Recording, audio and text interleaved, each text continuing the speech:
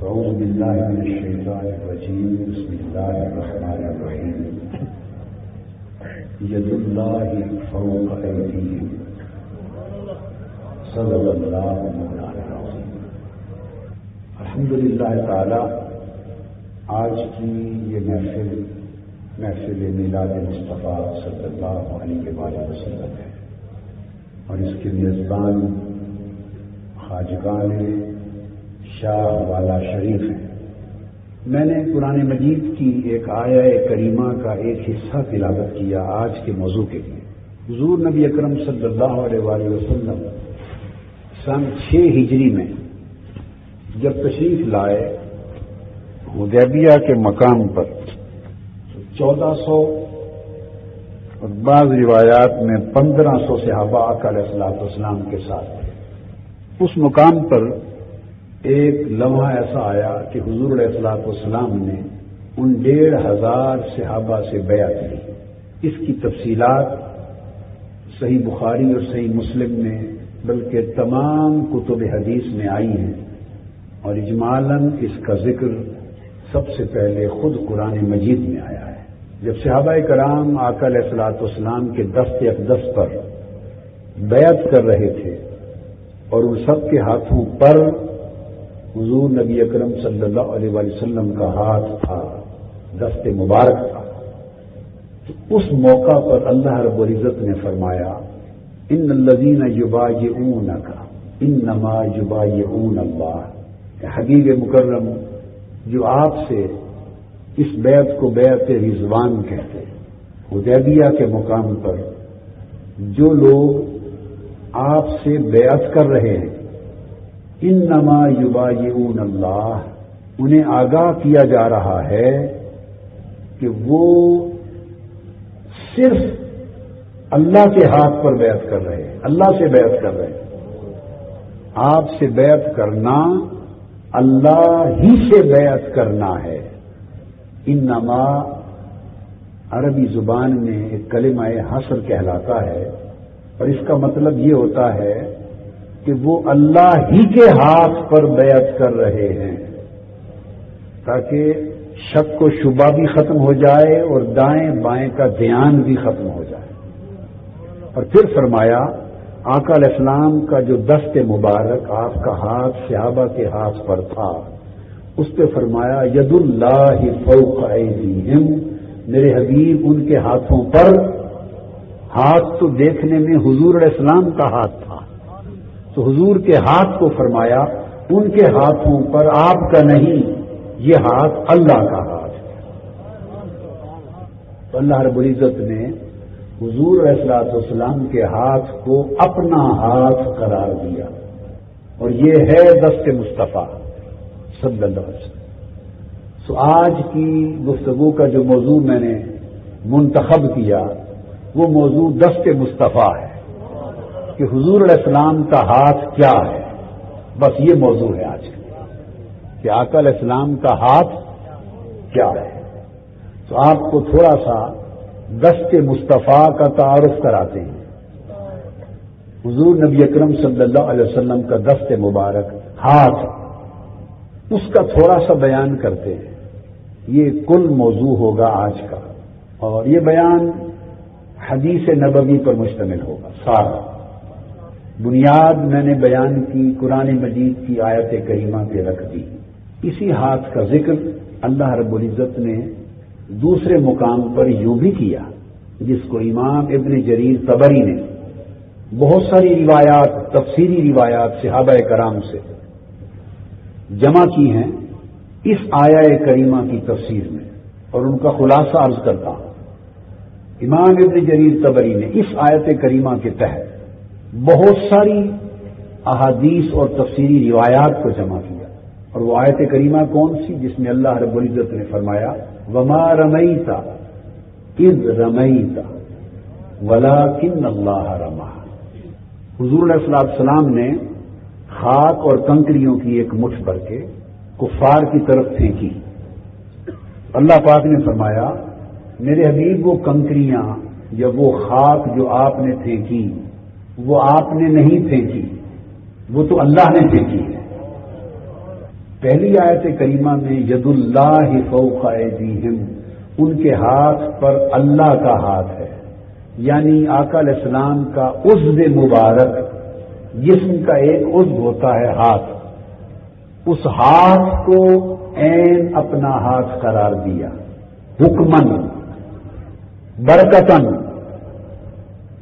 تصرفن، کرامتن، اور اکرامن اور اعزازن اور اجلالن، کہ یہ ہاتھ میرا ہاتھ ہے۔ اور دوسری آیت میں اس ہاتھ کا جو فعل ہے، کوئی چیز ہاتھ سے پھینکی یا ماری جاتی ہے نا، کوئی چیز پھینکنا یا مارنا، یہ ہاتھ کا فعل ہوتا ہے، ہاتھ کا کام ہوتا ہے۔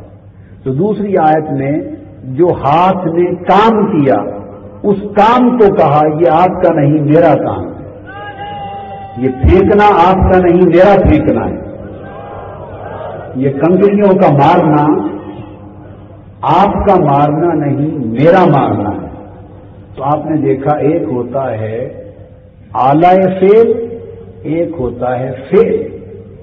ہاتھ یا عضو ہم بولتے ہیں تو زبان بولنے کا آلہ ہے، ہم سنتے ہیں تو کان سننے کا آلہ ہے، ہم چلتے ہیں تو پاؤں چلنے کا آلہ ہے، ہم کوئی چیز پھینکتے مارتے پکڑتے ہیں تو ہاتھ پھینکنے مارنے کا آلہ ہے۔ تو جو عضو ہوتے ہیں انسانی جسم کے، یہ آلات ہوتے ہیں، آلہ ہوتے ہیں۔ تو فرمایا میرے حبیب آلہ، ہاتھ آلہ فعل ہے، یعنی عضو ہے جس سے فعل صادر ہوتا ہے، اور کنکریوں کا پھینکنا یا مارنا یہ ایک فعل ہے۔ تو نسبت بین اللہ و بین الرسول، اللہ اور اللہ کے رسول کے درمیان نسبت اور تعلق یہ ہے کہ حضور کے عضو سے فعل صادر ہو تو خدا کہتا ہے یہ فعل مصطفیٰ نہیں فعل خدا ہے، اور جس عضو سے فعل صادر ہو اس عضو کو کہتا ہے یہ عضو مصطفیٰ نہیں خدا کا ہاتھ ہے۔ یعنی فعل بھی اپنی طرف منسوب کرتا ہے اور آلہ فعل بھی اپنی طرف منسوب کرتا ہے۔ اور امام ابن جریر طبری نے روایت کیا بہت ساری احادیث کو جمع کر کے، جس کا خلاصہ یہ ہے کہ یہ غزوہ بدر کا واقعہ ہے۔ انہوں نے بہت ساری تفسیری روایات کی روح سے اس کو غزوہ بدر کے ساتھ شان نزول متعلق کیا، اور فرمایا غزوہ بدر کے تمام معرکوں میں سے باری باری آخری معرکہ یہ تھا، یعنی یہ وہ غزوہ بدر ہے جس کے لیے میں نے اس آیت کا چناؤ کیا، جس میں 1000 فرشتے حضور علیہ السلام کی خوشی کی خاطر تلواریں لے کر میدان جنگ میں لڑنے کے لیے آئے ہوئے تھے۔ حالانکہ فرشتوں کا کام لڑنا ہے ہی نہیں، نہ وہ پہلے کبھی لڑے تھے، نہ وہ بعد میں کبھی لڑے، نہ کبھی لڑیں گے۔ لڑنا، تلواریں اٹھانا، اسلحہ اٹھانا، میدان جنگ میں جا کے تلواریں چلانا، یہ فرشتوں کا کام نہیں ہے۔ مگر چونکہ آقا علیہ السلام کا منشا تھا، اوپر تک لیا تھا، تو اللہ رب العزت نے فرشتوں کو فرما دیا اب میرے محبوب کے غلام پریشان ہیں، ان کا پہلا معرکہ ہے غزوہ بدر، پہلا معرکہ ہے کفر کے ساتھ لڑنے کا، ان کی تعداد تھوڑی ہے، وہ پریشان ہیں، اور میرے حبیب نے اوپر دیکھا ہے۔ تو فرشتوں تمہارا یہ کام ہے یا نہیں؟ سب وردیاں پہن لو، تلواریں اٹھا لو، اور مصطفیٰ کی خاطر اپنا اصل کام چھوڑ دو، جو مصطفیٰ چاہتا ہے وہ کر لو۔ سب فرشتے میدان جنگ میں آ گئے، اور صحابہ کرام کے شانہ بشانہ لڑتے رہے، اور ضمناً بات ایک حدیث آ گئی ذہن میں، جب غزوہ بدر ختم ہو گئی، امام ابو یعلا نے سند جید کے ساتھ اپنی مسند میں یہ حدیث روایت کی ہے، مسند ابو یعلا میں، کہ جب غزوہ بدر ختم ہو گئی، سب فارغ ہو گئے، آقا علیہ الصلوۃ والسلام ہٹے، آپ نماز پڑھا رہے تھے، جنگ ختم ہو چکی، فرشتوں کا کام بھی ختم ہو گیا، آقا علیہ السلام نماز پڑھا رہے ہیں۔ جب سلام پھیرا تو صحابہ کرام نے پوچھا یا رسول اللہ صلی اللہ علیہ وآلہ وسلم کیا بات ہے؟ نماز میں آج آپ مسکرا رہے تھے. یہ حدیث مسند ابو یعلا کی، اور اس کو قاضی ثناء اللہ پانی پتی نے اس غزوہ بدر کے بیان میں تفسیر المظہری میں بھی اس کو روایت کیا. امام ابو یعلا کی سند سے عرض کیا یا رسول اللہ صلی اللہ علیہ وسلم آپ مسکرا رہے تھے. اب یہاں ایک بات تھوڑی سی سمجھاتا چلوں. مقتدی پیچھے کھڑے ہوں، امام آگے ہو، اور اگر وہ مسکرائے بھی تو بھلے پیچھے کھڑے ہوئے لوگوں کو امام کا مسکرانا نظر آتا ہے؟ آپ کے لیے ایک سوال چھوڑے جا رہا ہوں. وہ تو مقتدی کھڑے ہیں پیچھے اور نماز میں ہیں، آقا علیہ السلام مسکرائے، ان کو کیسے پتا چل گیا کہ حضور مسکرا رہے ہیں؟ کچھ بات سمجھ میں آئی ہے؟ کیسے پتا چل سکتا ہے؟ اگر ایسے آدمی آنکھیں نیچے کر کے مقتدیوں کی طرح ہی کھڑا ہو تو پتا چلتا ہے امام کے مسکرانے کا؟ بولیے نا. اب آپ بتائیں کیسے پتا چلتا ہے؟ کوئی سر اٹھائے، کوئی دائیں بائیں سے آقا کے چہرے کو دیکھے، نگاہ چہرے مصطفیٰ پہ ڈالے تو تبھی پتا چلے گا نا جی. تو اس حدیث سے پتا چلتا ہے کہ صحابہ کرام حالت نماز میں بھی کوشش کرتے کہ حضور کا مکھڑا نظر آ جائے، یار کا مکھڑا نظر آ جائے. ان کی نماز کی معراج ہی یہ ہوتی تھی. عرض کیا یا رسول اللہ آپ مسکرا رہے تھے. حضور نے فرمایا ہاں میں مسکرا رہا تھا. بات یہ تھی کہ جبرائیل امین گھوڑے پر سوار میرے سامنے آ گئے تھے. فرمایا واقعہ یہ ہوا تھا کہ جنگ بدر کی ختم ہو گئی. وہ تو آئے تھے غزوہ بدر میں ہماری خاطر حصہ لینے. جب جنگ ختم ہو گئی تو ان کا کام بھی ختم ہو گیا. وہ 1000 صحابہ کے لشکر کو لے کے واپس چلے گئے. جب آسمان پر پہنچے تو اللہ رب العزت نے پوچھا جبرائیل واپس آئے ہو؟ جی باری تعالیٰ واپس آیا ہوں. میرے حبیب سے اجازت لے کے آئے ہو؟ عرض کیا باری تعالیٰ نہیں، جنگ ختم ہو گئی، کام ختم ہو گیا تو میں سیدھا آ گیا. حضور نماز پر آ رہے تھے، ان پر آسمان کا دروازہ نہیں کھولا گیا، واپس موڑ دیا. فرمایا جبرائیل واپس جاؤ، جن کی خاطر بھیجا تھا انہی کے پاس، ان سے اجازت لو، وہ اجازت دے تو واپس آسمانوں پر آنا. تو جبرائیل امین آسمان سے پلٹ کر آئے تھے واپس اجازت لینے، تو میں اس کی حالت دیکھ کے مسکرا پڑا.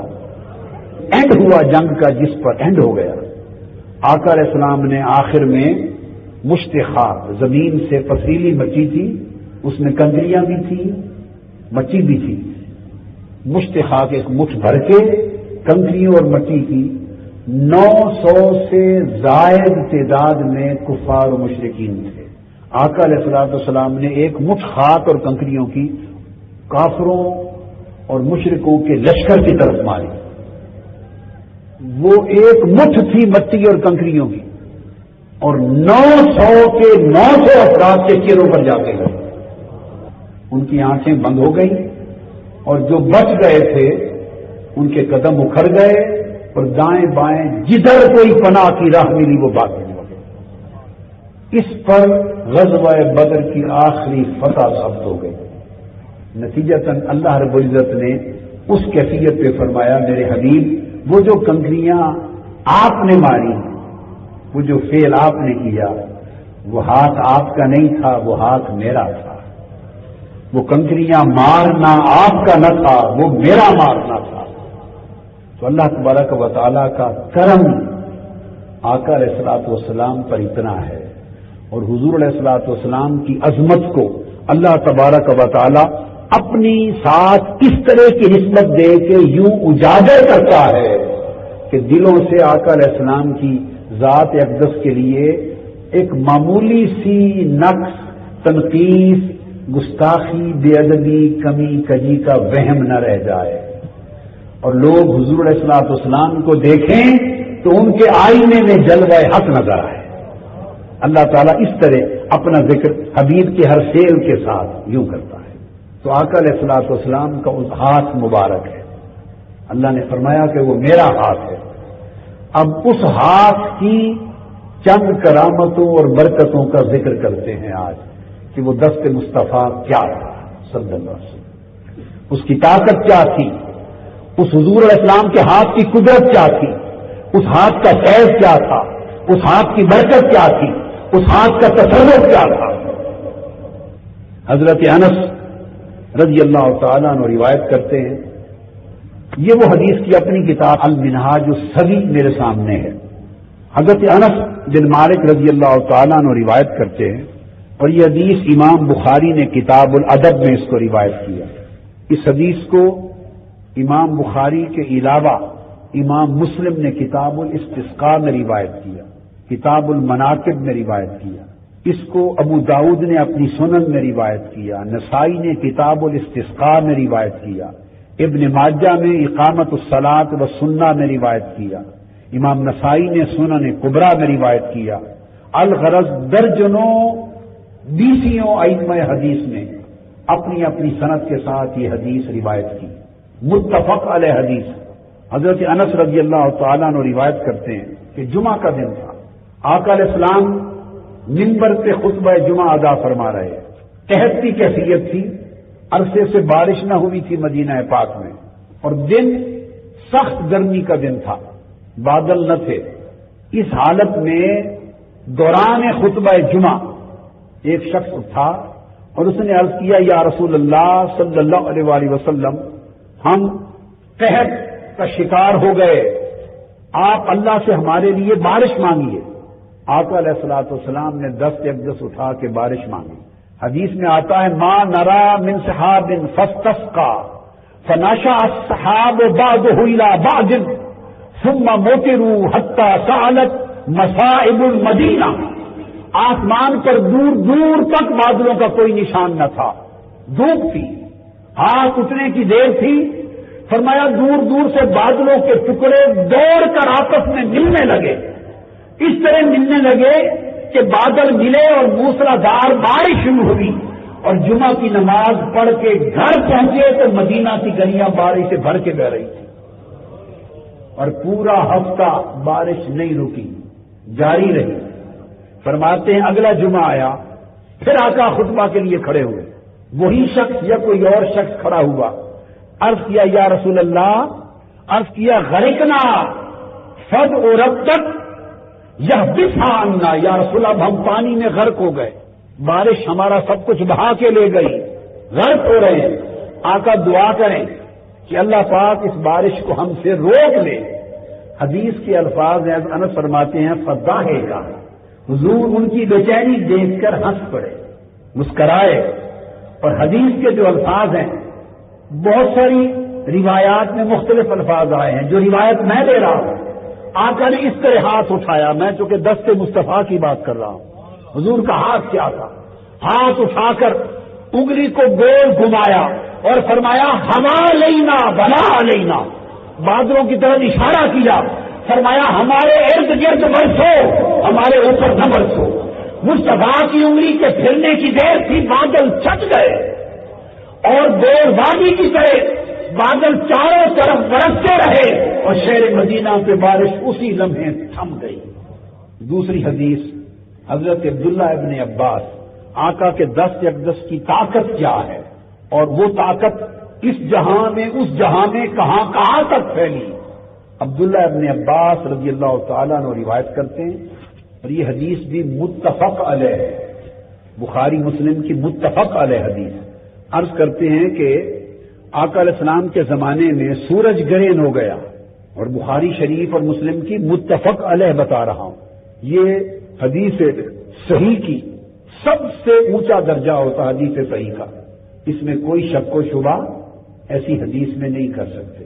سورج گرہن ہوا، صحابہ کہتے ہیں آقا علیہ السلام نے ہمیں سورج گرہن کی نماز پڑھائی۔ دوران نماز ایک بار آقا علیہ السلام آگے بڑھ گئے اور ہاتھ اٹھا کر، اب ساری گفتگو آج کی رات آقا کے ہاتھ کی ہوگی، بس صرف وہ آقا کے ہاتھ کی باتیں ہوں گی۔ ہاتھ اٹھایا، کسی چیز کو پکڑا، پھر چھوڑ دیا، واپس پلٹ آئے۔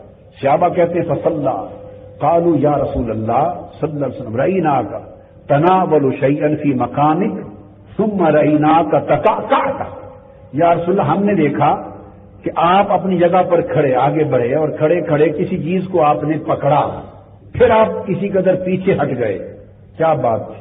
آقا علیہ السلام نے فرمایا کہ میں جب آگے بڑھا اور میں نے کسی چیز کو پکڑا تو میں نے جنت دیکھی، جنت میرے سامنے کر دی گئی، فَتَنَاوَلْتُ مِنْهَا أُنْقُودًا وَلَوْ أَخَذْتُهُ لَأَكَلْتُمْ مِنْهُ مَا بَقِيَتِ الدُّنْيَا۔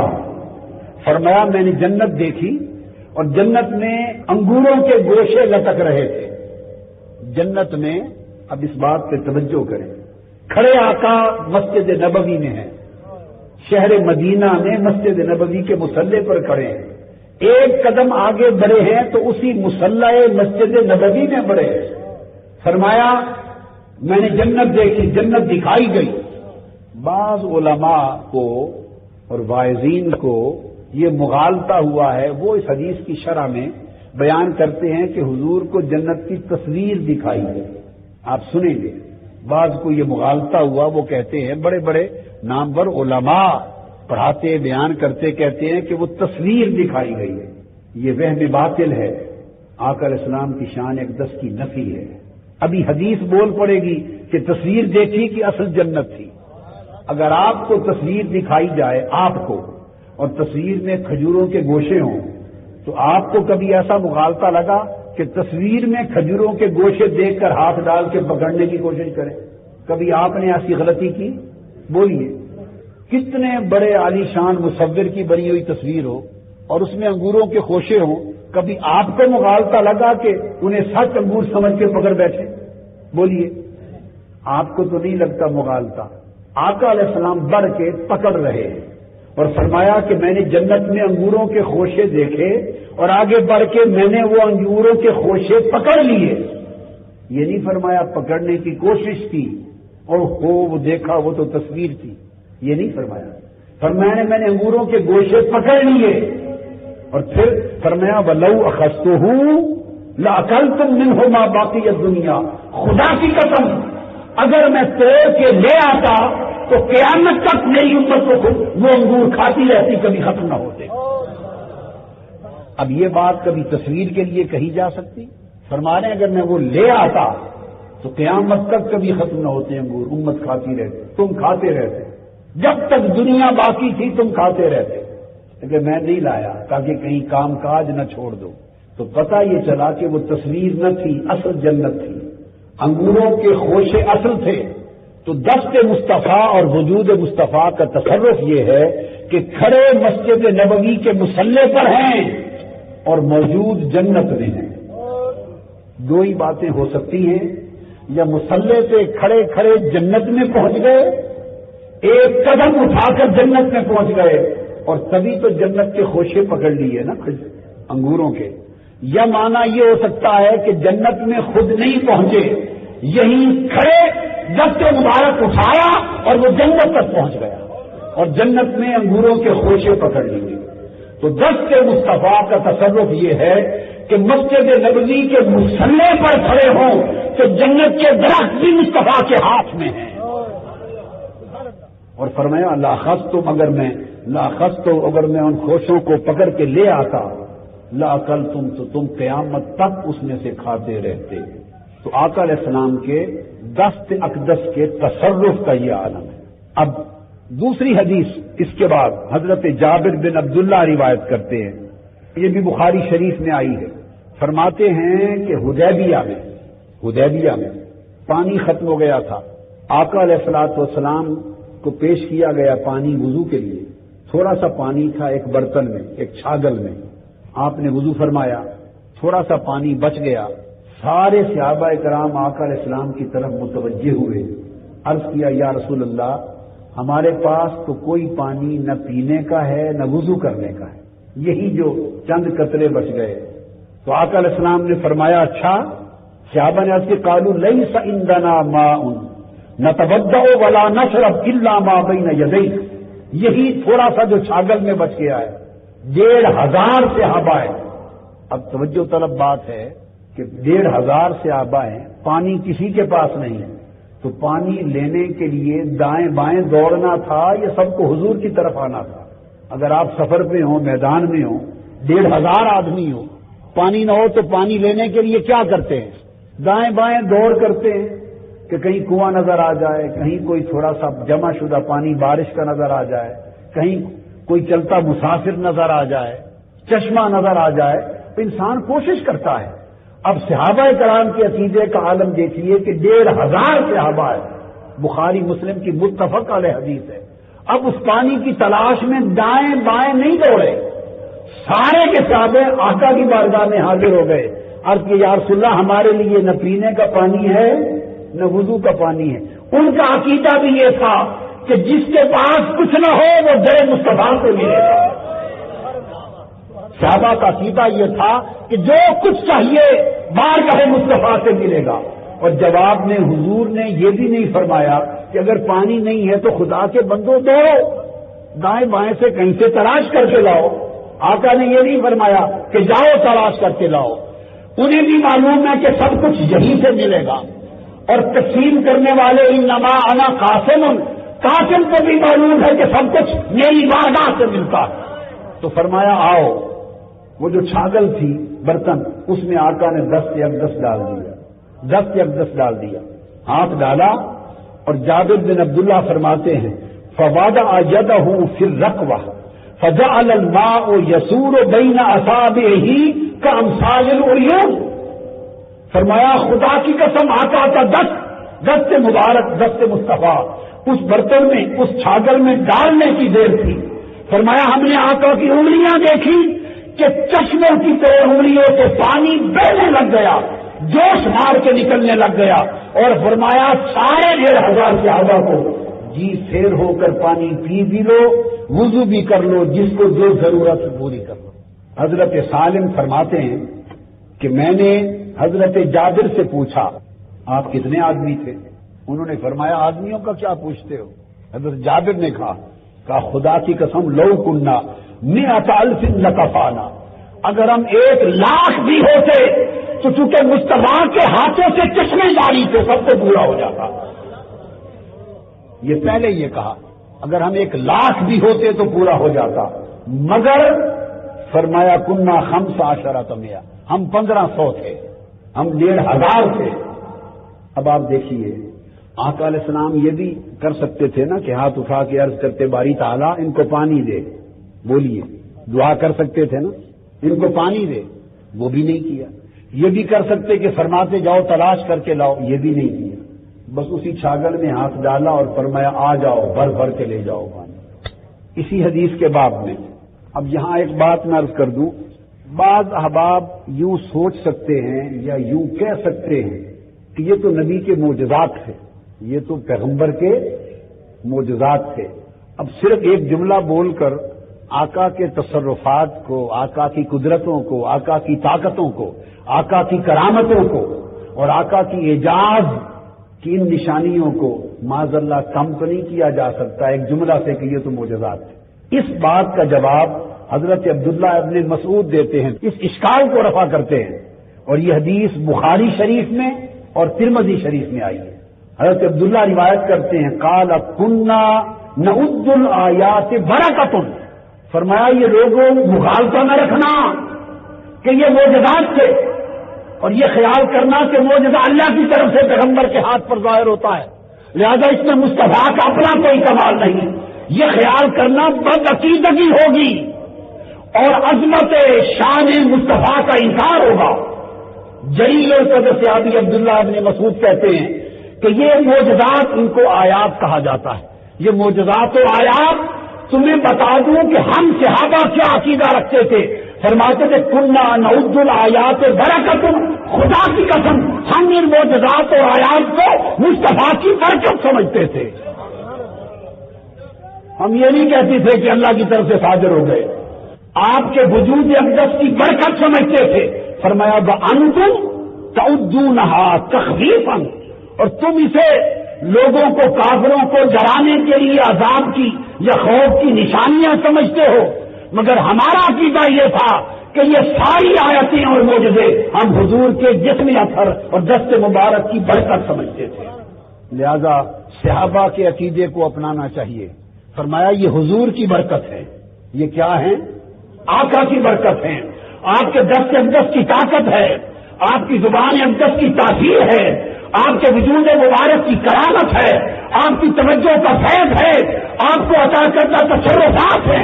جدھر آقا دست اقدس رکھ دے وہاں برکتوں کے چشمے پھوٹ پڑتے ہیں. یہ حضور کا کمال ہے. تو آقا علیہ السلام نے پھر اس پر وہ حدیث بیان کی. سفر میں تھے، فرمایا فقل الماء، پانی کم پڑ گیا، پانی ہمارے پاس نہ رہا. ہم آقا علیہ السلام کی بارگاہ میں آئے، عرض کہ یا رسول اللہ پانی نہیں ہے.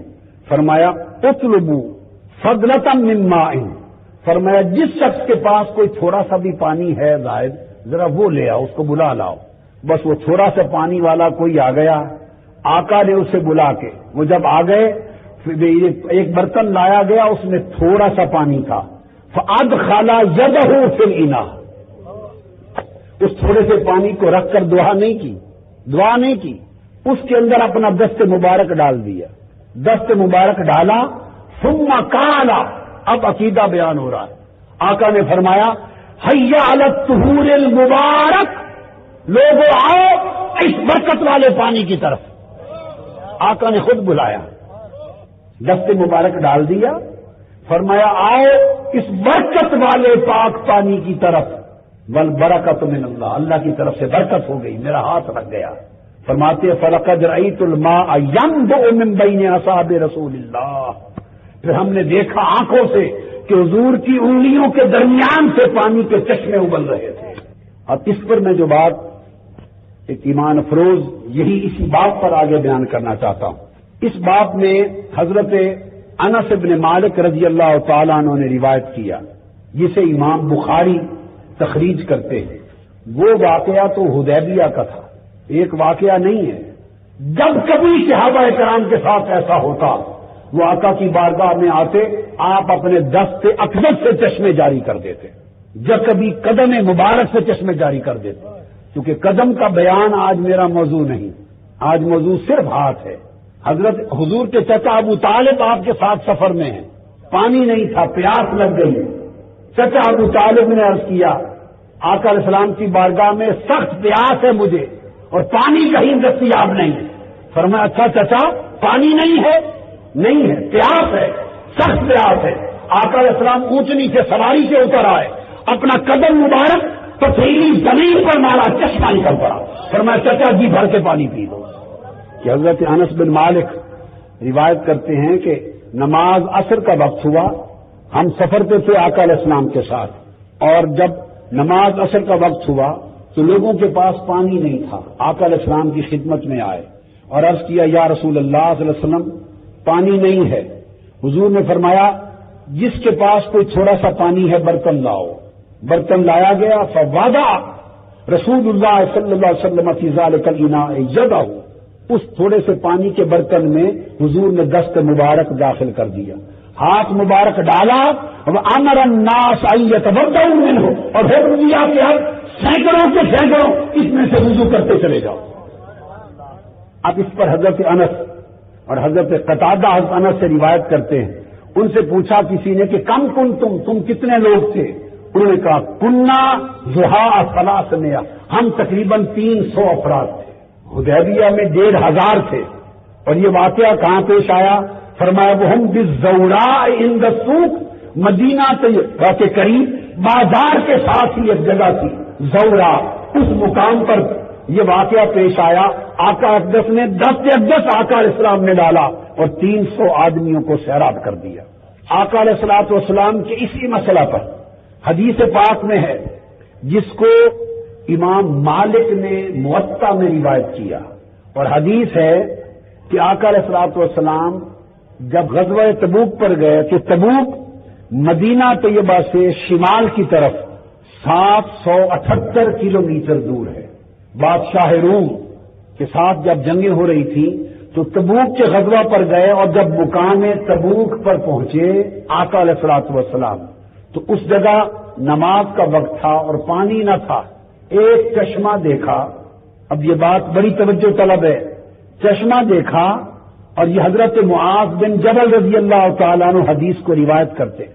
فرماتے ہیں صحابہ کرام کہ اس چشمہ سوکھ گیا تھا، ختم ہو چکا تھا، اس میں سے اتنا پانی نکل رہا تھا، باریک سی لکیر فرمایا جیسے جوتے کا تسمہ ہوتا ہو، جیسے جوتے کا تسمہ ہوتا ہو، اتنی باریک لکیر تھوڑی سی پانی کی اس میں سے جاری تھی۔ اب سینکڑوں صحابہ تھے، غزوہ تبوک پہ پورا لشکر جا رہا ہے، سب کو پانی کی ضرورت تھی۔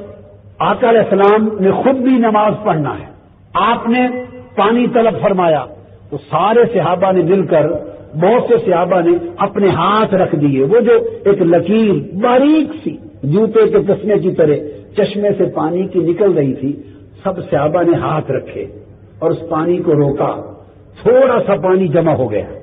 جب جمع ہوا تو صحابہ کرام فرماتے ہیں ثم غسل رسول اللہ صلی اللہ علیہ وسلم فیہ وجہہ ویدیہ، اس تھوڑے سے پانی میں آقا علیہ السلام نے پھر اپنا چہرہ انور دھویا اور اپنے ہاتھ مبارک ڈال کے دھو لیے۔ جب دھو لیے وعادہ فیہا، پھر وہ پانی اس چشمے میں دوبارہ ڈال دیا، ہاتھوں سے وہ چشمے میں دوبارہ ڈال دیا۔ فجرت بماء کثیر، آقا کے ہاتھوں سے لگا ہوا پانی چشمے میں گرنے کی دیر تھی، وہ چشمہ دیکھتے ہی دیکھتے بھرنے لگا۔ فاستقنداس، لوگوں نے اس میں سے پانی لیا۔ دوستو بڑی خاص حدیث کا ایک نقطہ بیان کر رہا ہوں، شاید بہت کم لوگوں نے اہل علم علماء کو چھوڑ کر آپ عوام الناس میں شاید کبھی کسی نے یہ حدیث کا یا یہ بیان سنا ہو۔ جب آقا علیہ السلام نے چشمے میں پانی دوبارہ ڈال دیا اور چشمہ بھر گیا تو امام ابن اسحاق روایت کرتے ہیں ثم قال یوشع، فرمایا یا معاذ ان طالت بک حیات ان ترى ما ہاہنا قد ملی الجنان، فرمایا اے معاذ بن جبل، یہ جو میں نے ہاتھ دھو کر اس سوکھے ہوئے تبوک کے چشمے میں پانی ڈال دیا ہے، فرمایا معاذ اگر تو لمبی عمر تجھے ملی، اگر تجھے لمبی عمر ملی اور تو دیر تک زندہ رہا، وہ تبوک کا چشمہ، تبوک جس میں پانی نہیں، سیرابی نہیں، خشکی ہے، دور دور تک ہریالی نہیں، اجڑے ہوئے علاقے، کبھی صالح علیہ السلام کے زمانے میں وہ تبوک کی بستیاں آباد تھی، ہزارہ سال قبل اجڑا ہوا بے آب و گیا ریگستان ہے، اس چشمے میں پانی دست مبارک سے لگا کے ڈال کر فرمایا معاذ اگر تیری عمر طویل ہوگی، لمبا ہو، دیر تک تو جیا تو فرمایا تو اپنی آنکھوں سے دیکھے گا یہ جو ہاتھ لگا کر میں نے پانی چشمے میں پھینک دیا ہے، رب کی عزت کا سمجھا باغات ہی باغات ہوں گے۔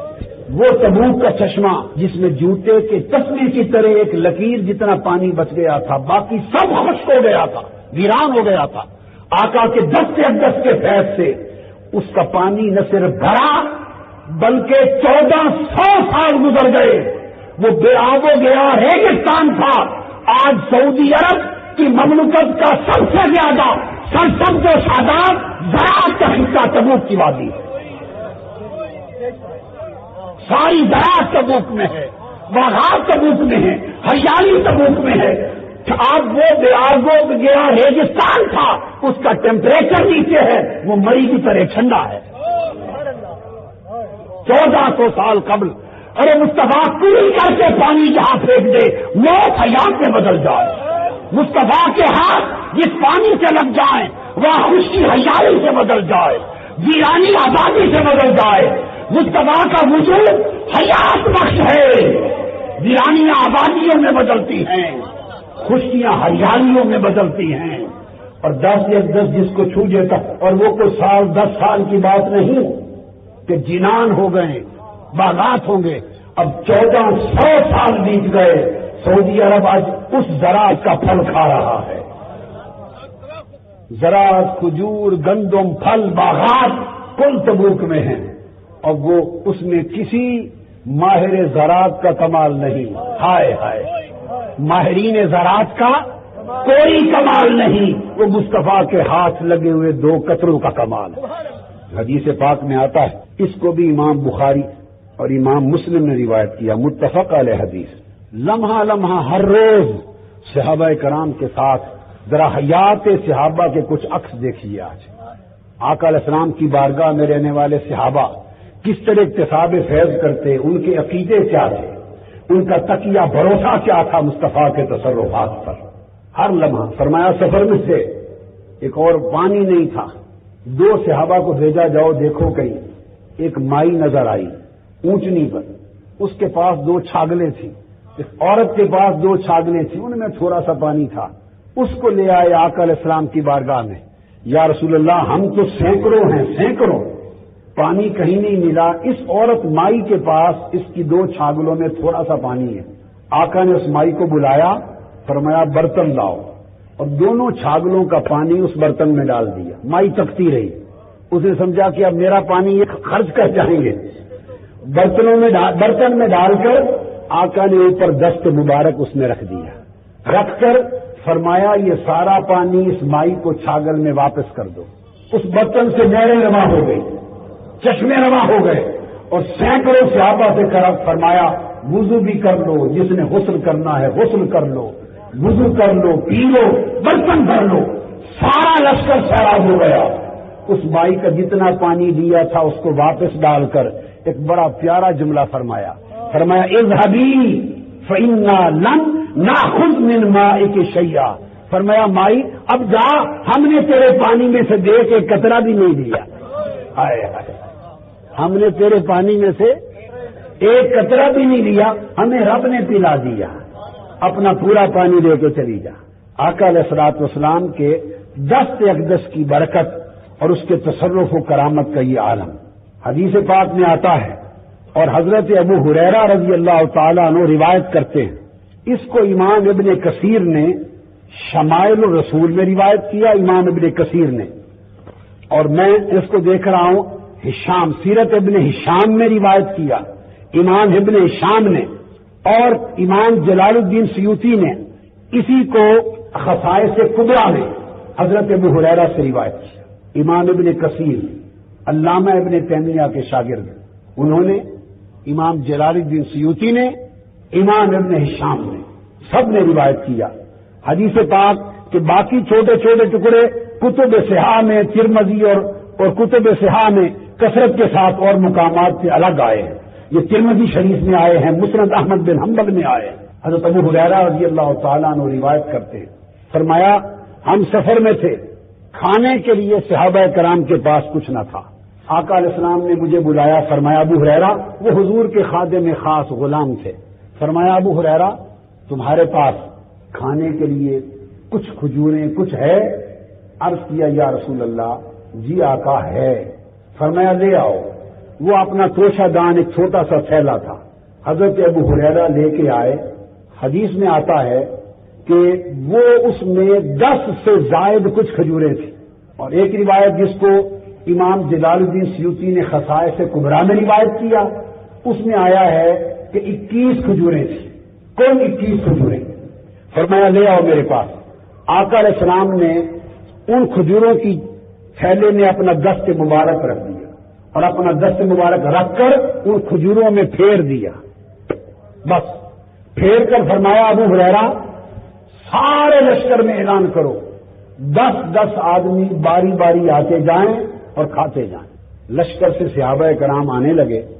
10 صحابی, ان کی ایک جماعت آتی, اور آقا علیہ السلام نے فرمایا اب اس تھیلے کو کھولنا نہیں, انڈیلنا بھی نہیں, جھانک کر بھی نہیں دیکھنا. دست مبارک اپنا ہاتھ اندر پھیر دیا. فرمایا بس ہاتھ ڈال ڈال کے نکالتے جانا.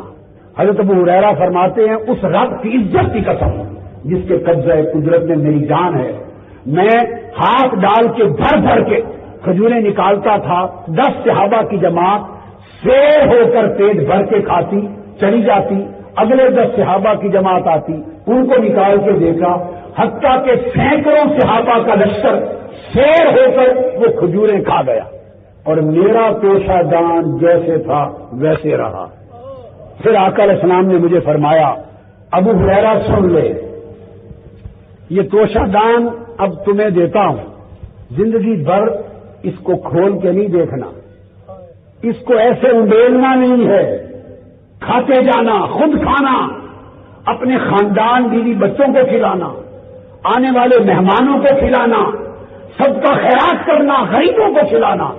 21 کھجوروں کا توشہ, سینکڑوں صحابہ کے لشکر کے پیٹ بھر کے فرمایا دیکھنا انڈیلنا نہیں، کھاتے جانا کھلاتے جانا، کبھی ختم نہ ہوگا۔ حضرت ابو ہریرہ فرماتے ہیں خدا کی قسم ساری زندگی ہم سب گھر والے اسی توشہ دان سے کھاتے رہے، بیوی بچوں کے لیے عیزہ اقارب کے لیے دعوتیں کرتے، دسترخوان پہ جاتے، اس توشہ دان میں ہاتھ ڈال کے کھجوریں نکال کے ڈھیر لگاتے، دنیا کو کھلاتے، خود بھی کھاتے، مہمانوں کو کھلاتے، پھر صدقہ خیرات بھی اسی میں سے کرتے۔ اور حضرت ابو ہریرہ فرماتے ہیں کہ میں نے خصائص کبریٰ میں امام سیوطی نے روایت کیا، اس میں لکھا کہ میں نے تقریباً 50 وسق کھجوریں توشہ دان سے نکال کے زندگی میں کھائیں، کھلائیں اور فی سبیل اللہ غریبوں کو بانٹیں۔ اب بتا دوں 50 وسق کیا ہے۔ ایک وسق 60 سا کا ہوتا ہے۔ منتہی العرب عربی کی لغت کی کتاب میں ایک وسق کتنے کا؟ 60 سا عربی کا ایک پیمانہ ہے۔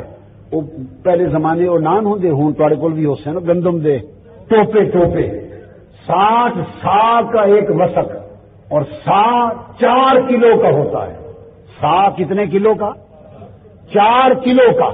پرانے زمانے کے حساب سے 3.25 سیر کا 4 کلو کا ہوتا ہے۔ تو ایک وسق 60 سا، وہ 4 کلو، تو کتنے کلو بن گئے ایک وسق میں؟ 240 کلو گرام۔ اور حضرت ابو ہریرہ فرماتے ہیں میں نے 60 وسق کھجوریں اس تھیلے سے نکالی، اور ایک وسق میں 240 کلو گرام۔ جب 60 سے ضرب دیں تو تقریباً 60,000 کلو گرام کھجوریں بنی۔ کتنی؟ 1,500 من۔ فرماتے ہیں میں نے اس تھیلے میں سے زندگی میں نکالی۔ حضور علیہ السلام کی جو حیات پاک تھی اس میں بھی اس تھیلے سے نکال کے ہم کھاتے رہے۔ ابو ہریرہ فرماتے ہیں کہ سیدنا ابوبکر صدیق کی پورے دور خلافت میں کھاتے رہے 2.5 سال۔ حضرت سیدنا فاروق اعظم کے دور خلافت میں پورے 10 سال کھاتے رہے۔ حضرت عثمان غنی کے دور خلافت میں پورے 12 سال کھاتے رہے۔ 12 اور 10 22 اور 2.5 25 سال، اور 1-2 سال آقا علیہ السلام کی حیات مبارک کا آخری دور تھا۔ تقریباً 26-27 سال تک حضرت ابو ہریرہ فرماتے ہیں اس تھیلے سے کھجوریں نکال کر کھاتے رہے، دنیا کو کھلاتے رہے، مگر مصطفیٰ کا دست پاک ان میں پھر گیا تھا۔ 1,500 من کھجوریں 21 کھجوریں سے بڑھ کر ہو گئیں۔ اور فرماتے ہیں جب سیدنا عثمان غنی شہید ہوئے میں اس تھیلے کو ہر وقت کمر سے باندھ کے رکھتا تھا، زمین پہ نہیں رکھتا تھا ہر وقت۔ جب وہ شہید ہوئے اس ہنگامے میں وہ تھیلا کہیں گر گیا اور مجھے نہیں ملا۔ حضرت ابو ہریرہ نے 21 کھجوریں دست مصطفیٰ کے پھرنے سے 1,500 من کھجوریں کھائیں۔ اب سوال یہ پیدا ہوتا ہے کہ یہ پروسیس کبھی غور کرو، 21 کھجوروں سے 1,500 من کھجوریں کیسے بن گئی؟ کھجوریں پیدا کرنے والا کون ہے؟ 1,500 من کھجوریں آقا کے دست مبارک کے صدقے اس تھیلے سے نکل آئیں۔ رب کائنات نے آقا علیہ السلام کے دست اقدس کو شان تخلیق دی ہے، شان تقدیر دی ہے۔ انما امرہ اذا اراد شیئا ان یقول له کن فیکون۔ مصطفیٰ جس ارادے سے جدھر توجہ کریں اور جو ارادہ کر دیں، ارادہ مصطفیٰ کو اور دست مصطفیٰ کے نفس کو رب کائنات شان تخلیق عطا کرتا ہے۔ پھر یہ تو آقا کی وہ شان اقدس، آقا علیہ السلام کا مس، دست اقدس کا بس، کسی کو کر دیں تو مردے کو حیات دے دیں اور ہٹا دیں تو زندہ موت میں بدل جائے۔ حضور کا دست اقدس حیات بخش ہے، موت و حیات بھی حضور کے دست اقدس کی برکات میں ہے۔ بخاری شریف میں حدیث ہے، مسلم شریف میں ہے، اور درجنوں بیسیوں کتب حدیث میں ہے۔ اور یہ حدیث جو اب بیان کر رہا ہوں یہ حدیث ہے حنین الجز کی، وہ جو آقا علیہ السلام کے جمعہ کے دن کھجور کا خشک تنا رو پڑا تھا۔ حضرت جابر بن عبداللہ روایت کرتے ہیں کہ مسجد نبوی میں، اور میں نے عرض کیا کہ یہ حدیث بخاری میں ہے، یہ حدیث ابن ماجہ میں ہے، مسند احمد بن حنبل میں ہے، دارمی میں ہے، ترمذی میں ہے، ابن خزیمہ میں ہے، الغرض لا بخاری شریف میں ہے، مسلم میں ہے، الغرض 20 کتب حدیث میں یہ متفق علیہ حدیث درجنوں صحابہ اور تابعین کی روایت سے آئی ہے۔ اس میں آقا علیہ السلام کے دست اقدس کی برکات اور کرامات کا اندازہ کریں۔ صحابہ کہتے ہیں کہ مسجد نبوی میں آقا علیہ السلام کے لیے ابھی ممبر نہیں بنا تھا، کھجور کا خشک تنا تھا جس کے ساتھ ٹیک لگا کر آقا علیہ السلام نماز پڑھتے، جمعہ کا خطبہ دیتے، کھجور کا خشک تنا خطبہ جمعہ دیتے۔ ایک انصاری مائی تھی، انصار کی ایک خاتون، صحابیہ کی یا رسول اللہ میرا ایک غلام ہے، لکڑی کا کام کرتا ہے، اگر اجازت دیں تو حضور کے لیے ممبر بنوا دوں۔ آپ نے فرمایا اس بیوی کو بنوا دو۔ اگلے جمعہ پر وہ خاتون لکڑی کا ممبر بنا کے اس نے مسجد نبوی میں رکھ دیا۔ آقا علیہ السلام اس ممبر پہ قیام فرما ہو گئے، ادھر ممبر پر خطبہ دینا شروع کیا۔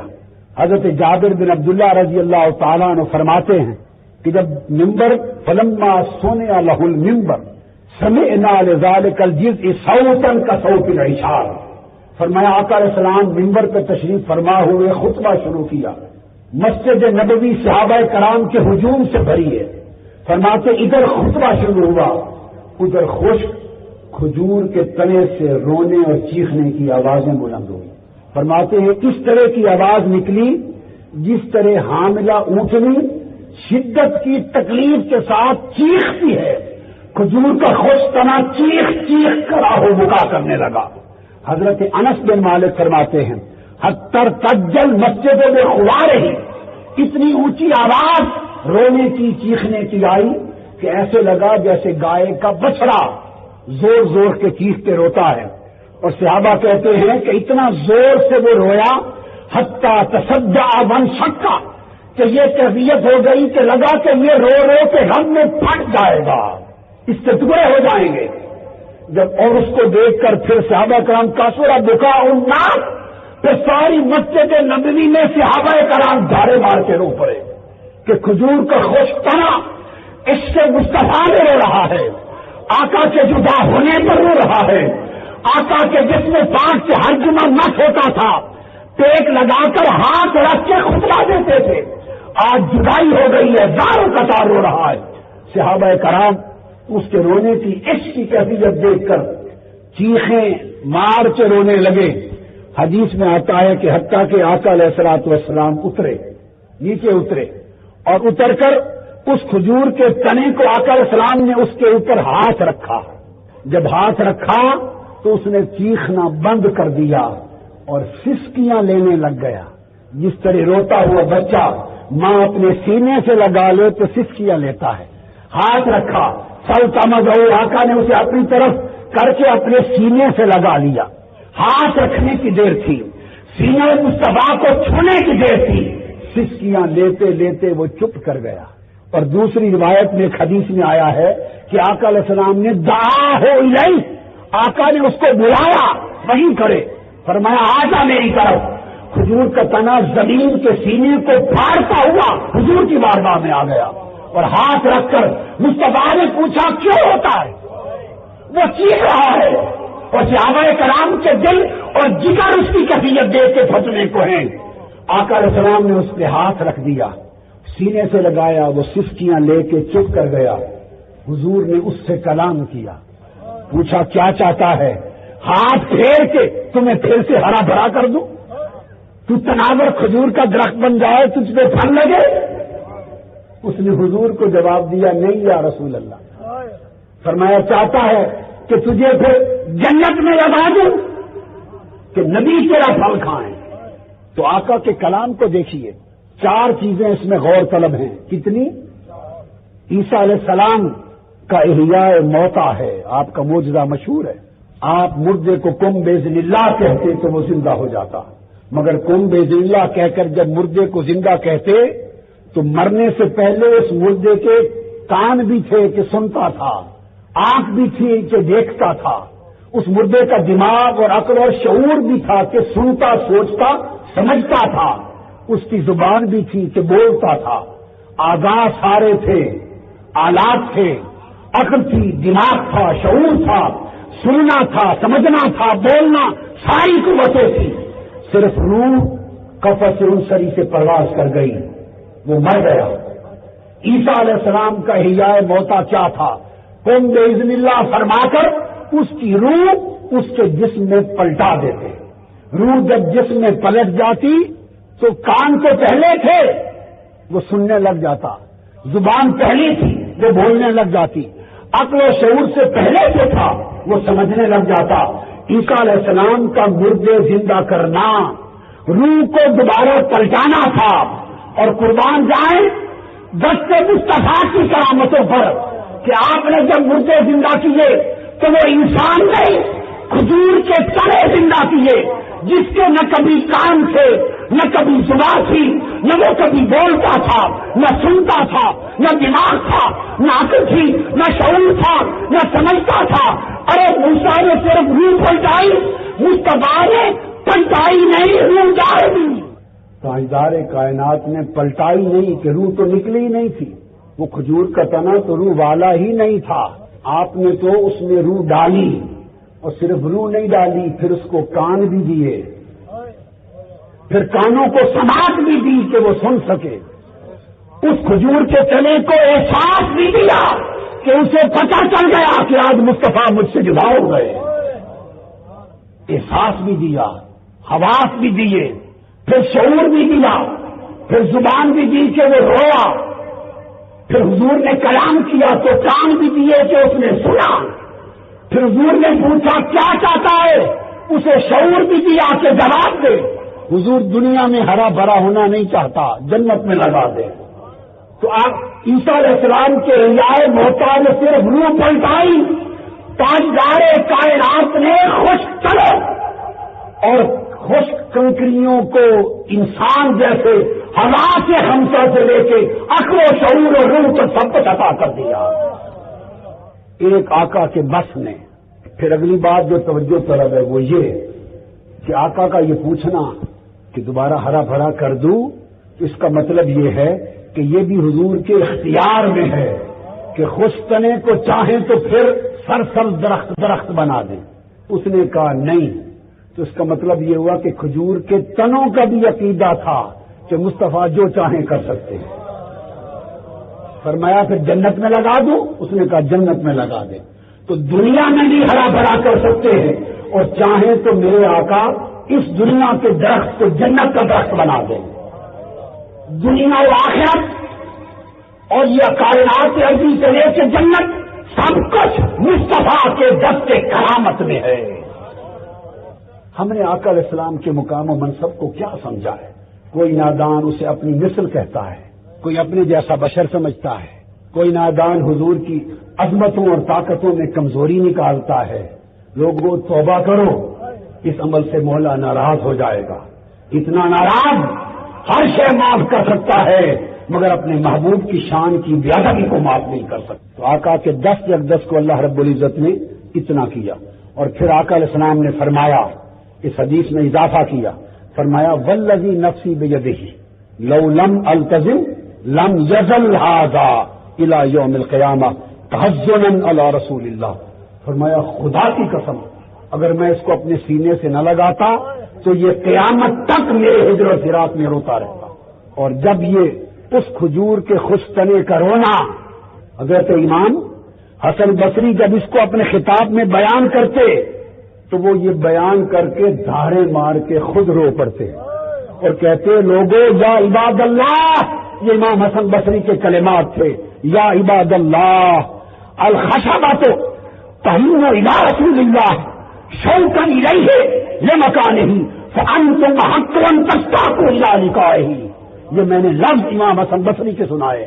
فرماتے ہیں اللہ کے بندو وہ خشک کھجور کا تنا تھا، عشق مصطفیٰ میں دھارے مار کے ہوتا تھا. اور لوگوں تم تو انسان ہو، حضور کے غلام ہو، تمہارا تو حق زیادہ ہے کہ حضور کے دیدار کے اشتیاق میں رویا کرو. بخاری نے صحیح بخاری میں روایت کیا، امام ترمذی نے روایت کیا. حدیث پاک میں حضرت علقمہ عبداللہ ابن مسعود رضی اللہ تعالیٰ عنہ سے روایت کرتے ہیں، فرماتے ہیں وَلَقَدْ كُنَّا نَسْمَعُ تسبیح الطعام وهو یؤکل. فرمایا خدا کی وہ بھی روایت کنا ناکل مع رسول اللہ صلی اللہ علیہ وآلہ وسلم وکنا نسمع تسبیح الطعام فی یدہ.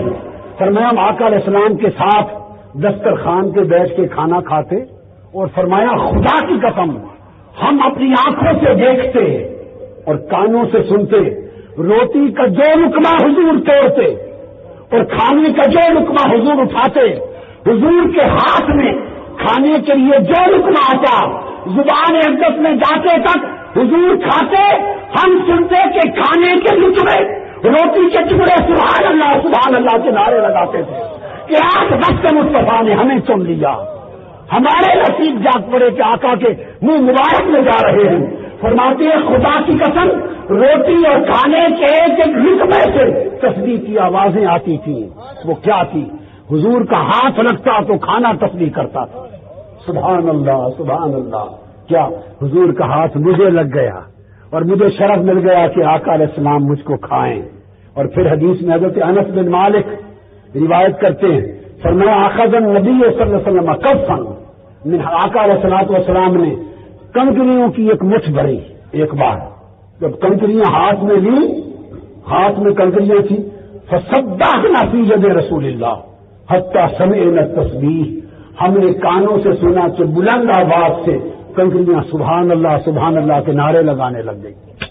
دست ایک دست چھو گیا ارے کنکریاں زندہ ہو گئی. تم معاذ اللہ حضور کو مردہ سمجھتے ہو. ہائے ہائے ہائے. وہ رسول جس کا ہاتھ کنکری کو لگ جائے تو کنکری زندہ ہو جائے. یہ تو نف ہے. مسلم شریف کو اٹھائیے. سیدنا مولا علی المرتضیٰ فرماتے ہیں خدا کی قسم میں آقا علیہ السلام کے ساتھ تھا. ہم باہر نکلے فرمایا جس درخت اور جس پتھر کے قریب سے مصطفیٰ گزرتے وہ پتھر درخت و شجر اور حجر آقا کے گزرنے پر السلام علیکہ یا رسول اللہ کہا کرتے تھے. پتھر کے قریب سے حضور گزرتے. یہ تو ہے ہاتھ سے بس کرنا اور پتھروں کا زندہ ہو جانا اور تسبیح کرنا. اور یہ اس سے بڑھ کر کے جس پتھر کے قریب سے گزرتے آقا کا گزر پتھر سے قریب ہو جائے تو وہ پتھر زندہ ہو جائے. تو جس قبر میں پورا جسد اقدس رکھا ہوگا وہ قبر زندہ نہیں ہوگی. تم آقا کے جسم پاک کی زندگی کی بات کرتے ہو. خدا کی قسم قبر بھی زندہ ہے گنبد خضرا بھی زندہ ہے. اور مدینے کی ہوائیں جو گنبد خضرا کو چھوتی ہے تمہارے میرے جیسے کروڑوں اربوں انسانوں ولیوں کتنے حوصلوں کی زندگی سے بھی آلہ ہے. اٹھا کے دیکھیے صحیح مسلم کتاب المناقب ترمذی شریف کتاب المناقب اٹھا کے دیکھیے. آقا علیہ السلام نے فرمایا میں اس پتھر کو آج بھی پہچانتا ہوں کہ میرے اعلان نبوت سے بھی پہلے میں جب اس کے پاس سے گزرتا تھا وہ بآواز بلند مجھ پہ سلام پڑھتا تھا. اور ایک نقطہ میرا سمجھ لو لاکھوں کروڑوں پتھر تھے مکہ شہر میں اور آقا ہر روز گزرتے ہی تھے نا گلیوں سے. ہر روز پتھروں پہ چڑھتے بھی تھے مگر اتنی میٹھی پیاری زبان میں یہ بات کسی پتھر کے لیے نہ کہی. اس پتھر کے لیے کہا. کیا فرمایا انی لأعرف الآن حجرا بمکہ. مکہ میں ایک پتھر تھا اور قربان جاؤں میرے آقا نے فرمایا میں آج بھی اسے پہچانتا ہوں. پہچانتے تو ساروں کو تھے مگر اس پتھر کا نصیب کہ فرمایا میں اس پتھر کو آج بھی پہچانتا ہوں. یا رسول اللہ آپ اس پتھر کو خصوصیت کے ساتھ فرما رہے ہیں میں اس کو آج بھی پہچانتا ہوں. کیا وجہ ہے کہ آپ اس کو نہیں بھولے اور اسے اتنا پہچانتے ہیں یاد رکھتے ہیں؟ کیا وجہ ہے؟ فرمایا اس کی وجہ یہ ہے کہ میں نے ابھی اعلان نبوت بھی نہیں کیا تھا. میں جب اس کے پاس سے گزرتا تھا اس پہلے زمانے میں بھی مجھ پر سلام کرتا تھا. ارے جو پتھر مصطفیٰ پہ سلام کرتا تھا فرماتے حضور میں آج بھی اسے نہیں بھولا اسے پہچانتا ہوں. اگر امتی عمر بھر مصطفیٰ پہ سلام کرے گا خدا کی قسم قبر میں مصطفیٰ اسے پہچانے گا. فرمایا میں آج تک اس پتھر کو پہچانتا ہوں. میں تو سیاستہ کی حدیث سے صحیح بتا رہا ہوں. اٹھائیے صحیح مسلم کو دیکھیے اور ترمذی شریف کتاب المناقب دونوں کتابوں کی اٹھائیے. تو پتھر سلام کرتا تھا. حضور نے فرمایا میں آج تک پہچانتا ہوں.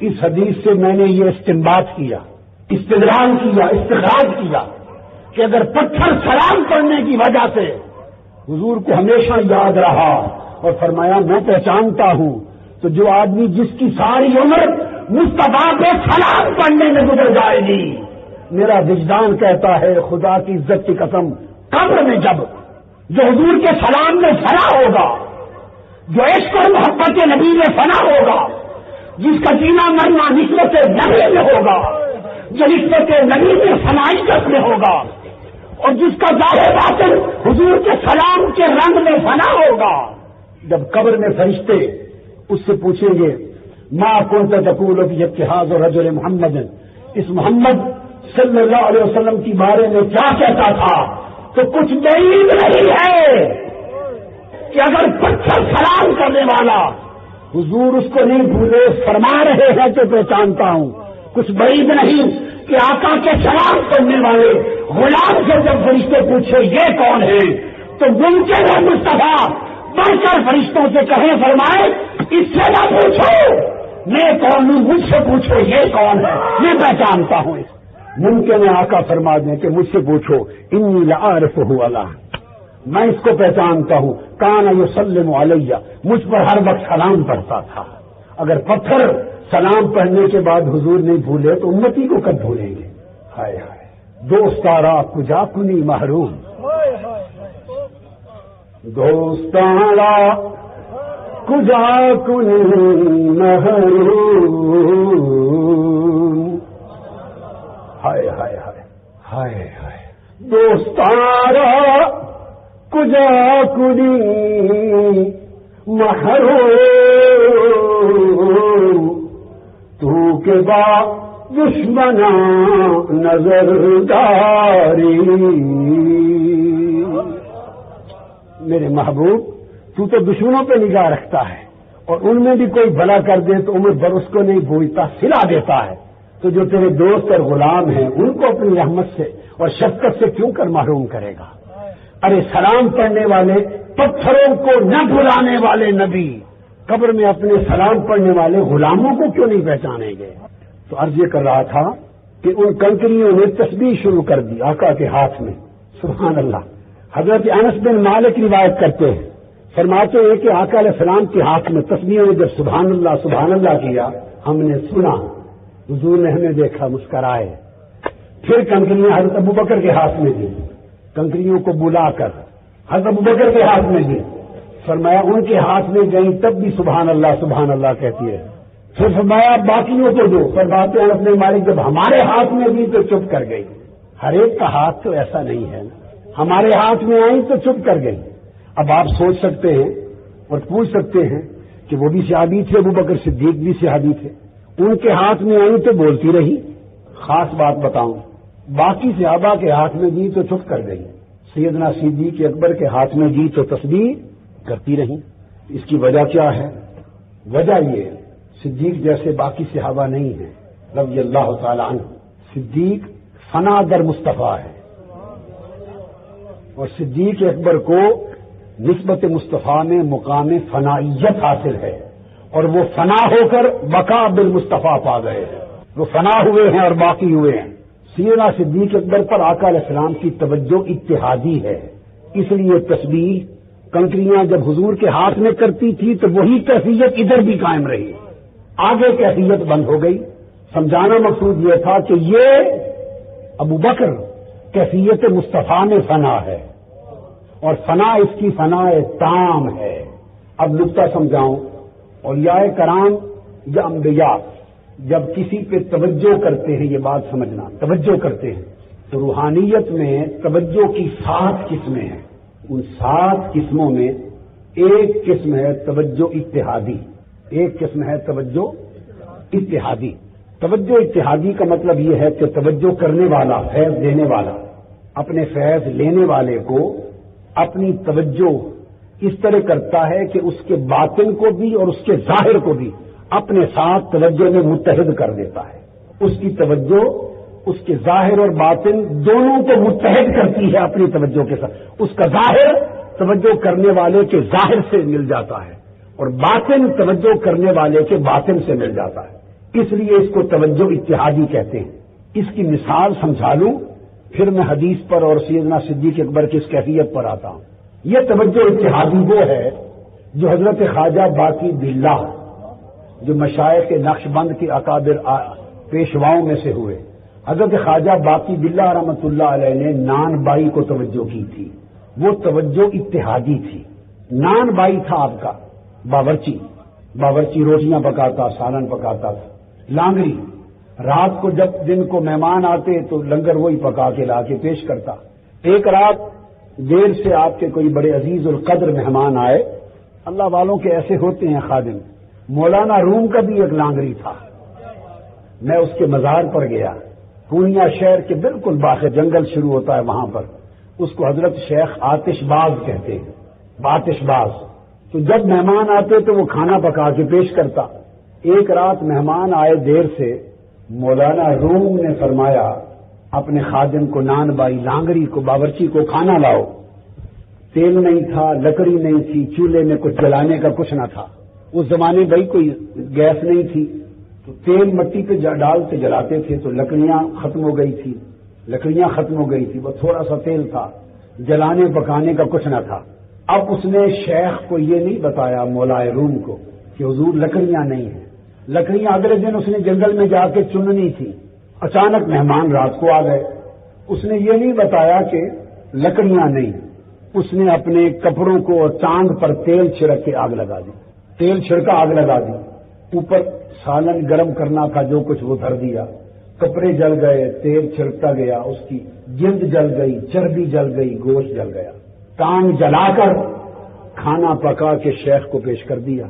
آپ نے نہیں پوچھا، چپ کر کے مہمانوں کو کھلا دیا اور فرمایا جاؤ سو جاؤ۔ صبح اٹھا تو ٹانگ سلامت۔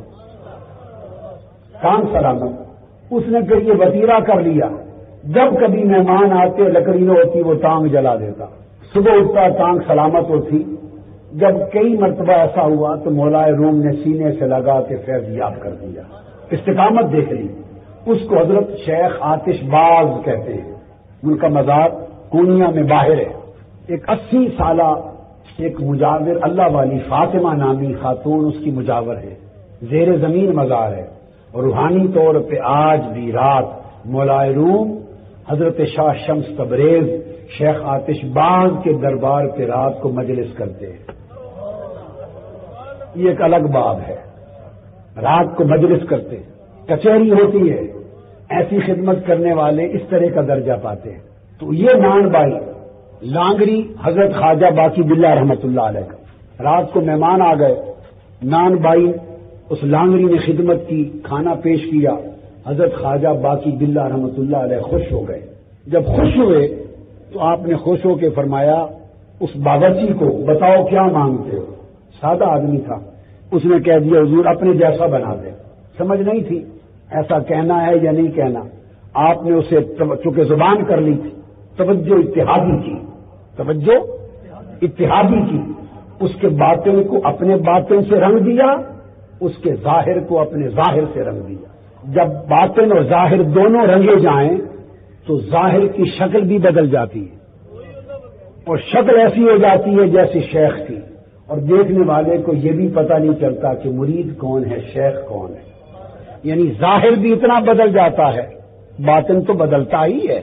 تو نان بائی جب باہر نکلا توجہ اتحادی کے بعد تو پتہ نہیں چلتا تھا صبح کہ حضرت خواجہ باقی باللہ کون ہے اور باورچی کون ہے۔ شکل بھی بدل کے خواجہ باقی باللہ والی بن گئی تھی، رنگ روپ شکل سارا کچھ وہ بن گیا تھا۔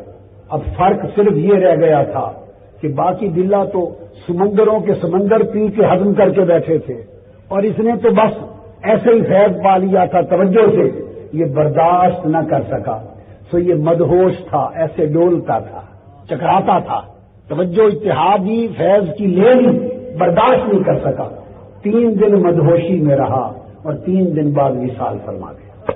اب اس کی قبر بھی حضرت خواجہ باقی باللہ کے ساتھ ہے، میں حاضر ہوا وہاں، حضرت خواجہ باقی باللہ بھی اور حضرت نان بائی بھی زیارت کی۔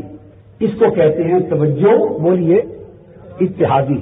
اب توجہ اتحادی میں جب ظاہر توجہ کرنے والے کے ظاہر سے متحد ہو جاتا ہے اور باطن شیخ کے باطن سے متحد ہو جاتا ہے تو اس اتحاد ظاہر و باطن کے نتیجے میں ظاہر کی شکل کا بھی رنگ روپ وہی ہو جاتا ہے جیسا شیخ کا ہے. عام آدمی کو پتہ نہیں چلتا. اب یہ ایک بات آپ ذہن میں رکھ لیں. اب بخاری شریف کی ایک حدیث سناتا کہ کیوں حضرت صدیق اکبر کے ہاتھ میں وہ کنکریاں اسی طرح تصدیق کرتی رہی جیسے دست مصطفیٰ میں کر رہی تھی اور آگے رک گئی. بخاری شریف میں ایک حدیث آئی ہے جس کو محدثین اور شارحین نے اپنے اپنے طریقے پر شرح کی ہے. میں اس کو طریقے عارفین پہ طریقے صوفیاء پہ شرح کر رہا ہوں. اس حدیث کی عارفوں کے طریق پر تصوف کے اصول پر.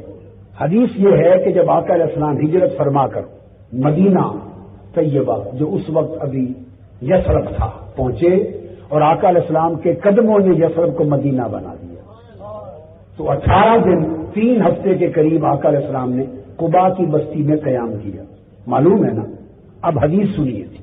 حدیث پاک یہ ہے کتاب ہجرت میں اور باب ہجرت میں بخاری مسلم میں آتا ہے کہ آقا علیہ السلام جب آ کے تشریف فرما ہوئے تو ارد گرد کے قبائل لوگ سن کے کہ آقا علیہ السلام پہنچ گئے دوڑ دوڑ کے بچے بوڑھے جوان عورتیں مرد حضور کی زیارت کے لیے آئے. جب آپ کو دیکھنے کے لیے آئے تو آقا بھی تشریف فرما تھے. ابو بکر صدیق بھی حاضر تھے آقا کی خدمت میں. جنہوں نے آقا علیہ السلام کو دیکھا نہیں تھا ان میں سے کئیوں کو مغالطہ لگتا. کوئی حضور کے ہاتھ چومتا کوئی حضرت ابو بکر صدیق کے ہاتھ چومتا. اب حدیث کی شرح کر رہا ہوں. یہ تو حدیث پاک ہے بخاری. کوئی آقا دو جہاں کے ہاتھ 10 سے 10 قدم چومتا کوئی ابو بکر صدیق کی طرف لپکتا مسافہ کرنے چومنے کے لیے.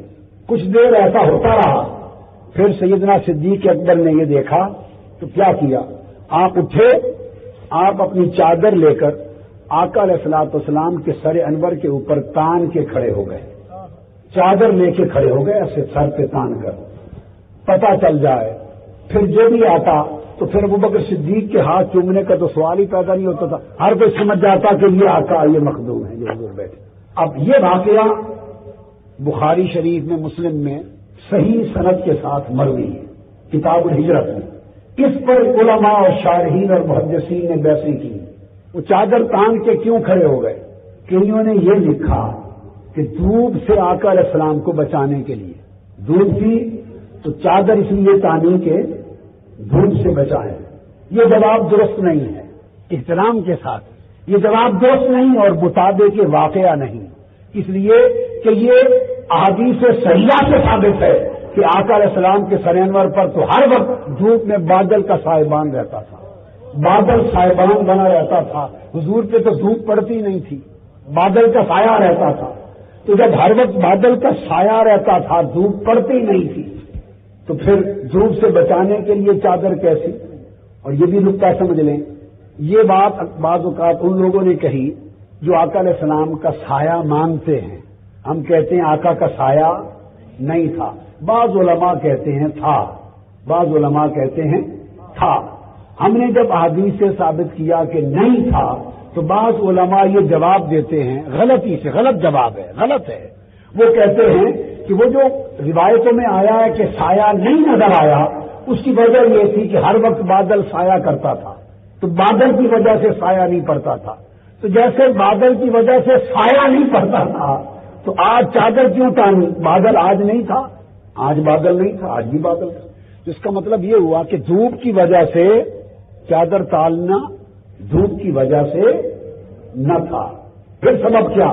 پھر جو سیاق حدیث ہے حدیث کا مضمون اس توجیہ کے خلاف ہے کیونکہ مضمون میں پہلے آ چکا ہے کہ کچھ لوگ حضور سے آ کے ملتے کچھ سیدنا ابو بکر صدیق سے مل رہے تھے. تو جب مضمون میں یہ بات آ گئی کہ مخالفہ لگ رہا تھا لوگوں کے تو وجہ یہ تھی کہ جب دیکھتے تو مخالفہ لگتا. تو سیدنا صدیق اکبر دیکھ رہے تھے کہ بادل سایہ فگن ہے مگر اس لیے چادر تان کے کھڑے ہوئے کہ لوگوں کو پتہ چل جائے کہ جو کھڑا ہے یہ خادم ہے مخدوم وہ ہے جو بیٹھا ہے. اپنے آپ کو خادم خدمت گزار ظاہر کرنے کے لیے حضور کا نوکر ظاہر کرنے کے لیے چادر تان کے کھڑے ہو گئے تاکہ لوگوں کو پتا چلے کہ آقا یہ بیٹھے ہیں۔ اب سوال پیدا ہوتا ہے، اگلا سوال یہ ہوا، یہ بات تو سمجھ میں آ گئی، آپ کو بھی آ گئی نا، اسی وجہ سے کیا تاکہ لوگ مغالطے سے نکل جائیں، لیکن سوال یہ ہے کہ یہ مغالطہ لگا کیوں؟ کچھ شکل ایک جیسی تھوڑی تھی، یہ مغالطہ لگا کیوں؟ شکل ایک جیسی نہ تھی، صورت ایک جیسی نہ تھی، ظاہر کے خد و خال، رنگ و روپ تاجدار کائنات کے چہرے جیسا تو کسی کا چہرہ نہ تھا، صرف چہرے کی اگر مشابہت تھی تو حسن اور حسین کی تھی، اوپر کا حصہ اور نیچے کا حصہ حسن کا حسین کی، مشابہت ان کی تھی، یا کلام اور صورت میں مشابہت تھی تو سیدہ فاطمہ الزہرا کو تھی۔ صحابہ کرام میں سے تو کسی کی مشابہت شکل و صورت میں تھی ہی نہیں، تو مغالطہ کیوں لگا؟ اس مغالطہ کی توجہ اتحادی کی شرح سے کر رہا ہوں۔ وجہ یہ ہوا کہ مکہ سے چلے تھے تو شکلیں الگ الگ تھیں، ہائے ہائے اپنی اپنی شکل تھی۔ جب 3 راتیں غار ثور میں بیٹھے رہے، ہائے ہائے ہائے غار ثور میں صدیق اکبر کی گود تھی، مصطفیٰ کا چہرہ تھا اور کوئی تیسرا درمیان میں نہ تھا، اور قرآن نے کہا ثانی اثنین اذ ہما فی الغار، 2 میں سے ایک دوسرا تھا، 2 میں سے دوسرا تھا۔ تو قرآن مجید نے ظاہر و باطن کے اتحاد کا اشارہ کیا، ثانی اثنین، کہ جب غار میں تھے تو قربت و اتحاد میں وہ مقام ملا کہ ہر 2 ثانی اثنین ہو گئے، اثنین میں ثانی ہو گئے۔ یہ اتحاد توجہ اتحادی کا ثمرہ تھا۔ مکہ مدینہ میں جب مجلس میں ہوتے تو ہر کوئی مصطفیٰ کا چہرہ تکتا اور مصطفیٰ کی توجہ بھی باری باری ہر ایک پر ہوتی۔ ایسا موقع کبھی نہ ملا تھا کہ مصطفیٰ کا چہرہ ہو اور ابو بکر صدیق کی آنکھیں ہوں اور ابو بکر کا چہرہ ہو مصطفیٰ کی آنکھیں ہوں۔ 3 راتیں غار تھی یا یار تھا، غار تھی یا یار تھا، اور ادھر دیدار مصطفیٰ تھا۔ ابو بکر صدیق چہرے مصطفیٰ تکتے رہے اور مصطفیٰ کی آنکھوں کی توجہ ابو بکر میں بڑھتی رہی۔ تو 3 دن غار ثور میں بلا شرکت غیرے جب آقا کی توجہ کوئی تیسرا نہ تھا، ثانی اثنین، بس 2 تھے اور 2 میں ہر کوئی دوسرا تھا، اس کا دوسرا وہ تھا، اس کا دوسرا یہ تھا، ہائے ہائے 2 تھے اثنین اور ثانی اثنین، ان 2 میں اس کا دوسرا یہ تھا، اس کا دوسرا وہ تھا۔ یہ تو اثنینیت اور اس میں ثانیت، ہر 2 میں ایک کا دوسرا تھا، یہ خود اشارہ کر رہا ہے اس اتحاد کا۔ اور 3 راتوں کی توجہ کے بعد نکلے تو صدیق اکبر کے چہرے کا رنگ روپ اپنا نہیں رہا تھا، وہ چلا گیا اور مصطفیٰ کے رنگ کا عکس پڑ گیا۔ اب توجہ اتحادی کے بعد جب مدینہ پہنچے تو وہ لوگوں کو سمجھ نہیں آتی تھی کہ باقی باللہ کون ہے، نان بھائی کون ہے، ہائے ہائے ہائے اب سمجھے آپ بات، باقی باللہ کون ہے، نان بھائی کون ہے۔ یہ چادر تان کے کھڑے ہونے کی بات، یہ خواجہ حضرت اویس کرنی کا ماجرا بھی ہوا۔ آخر عمر میں خواجہ اویس کرنی مکہ میں حرم کعبہ میں تھے، 6 غلام آپ کے خدام تھے، خدمت میں ہر وقت۔ وصال سے پہلے آپ نے ان کو توجہ اتحادی دی، 6 کا رنگ روپ بدل کے اویس کرنی بنا دیا۔ اب مختلف علاقوں میں مختلف ملکوں کے رہنے والے گئے اور الگ الگ جگہوں پر وفات ہوئی۔ خواجہ اویس کرنی واحد ولی ہیں جن کی قبریں دنیا میں 7 ملکوں میں ہیں، 7 جگہوں پر ہے۔ جدھر کوئی گیا لوگ سمجھتے اویس کرنی ہے، وفات بھی وہی مزار بن گیا۔ وہ توجہ اتحادی تھی، اس نے سب کو چھپا دیا۔ ظاہر کا رنگ روپ اور نقش و نین بدل جاتے ہیں، نقشہ بدل جاتا ہے۔ یہ توجہ اتحادی ایسی توجہ ہے۔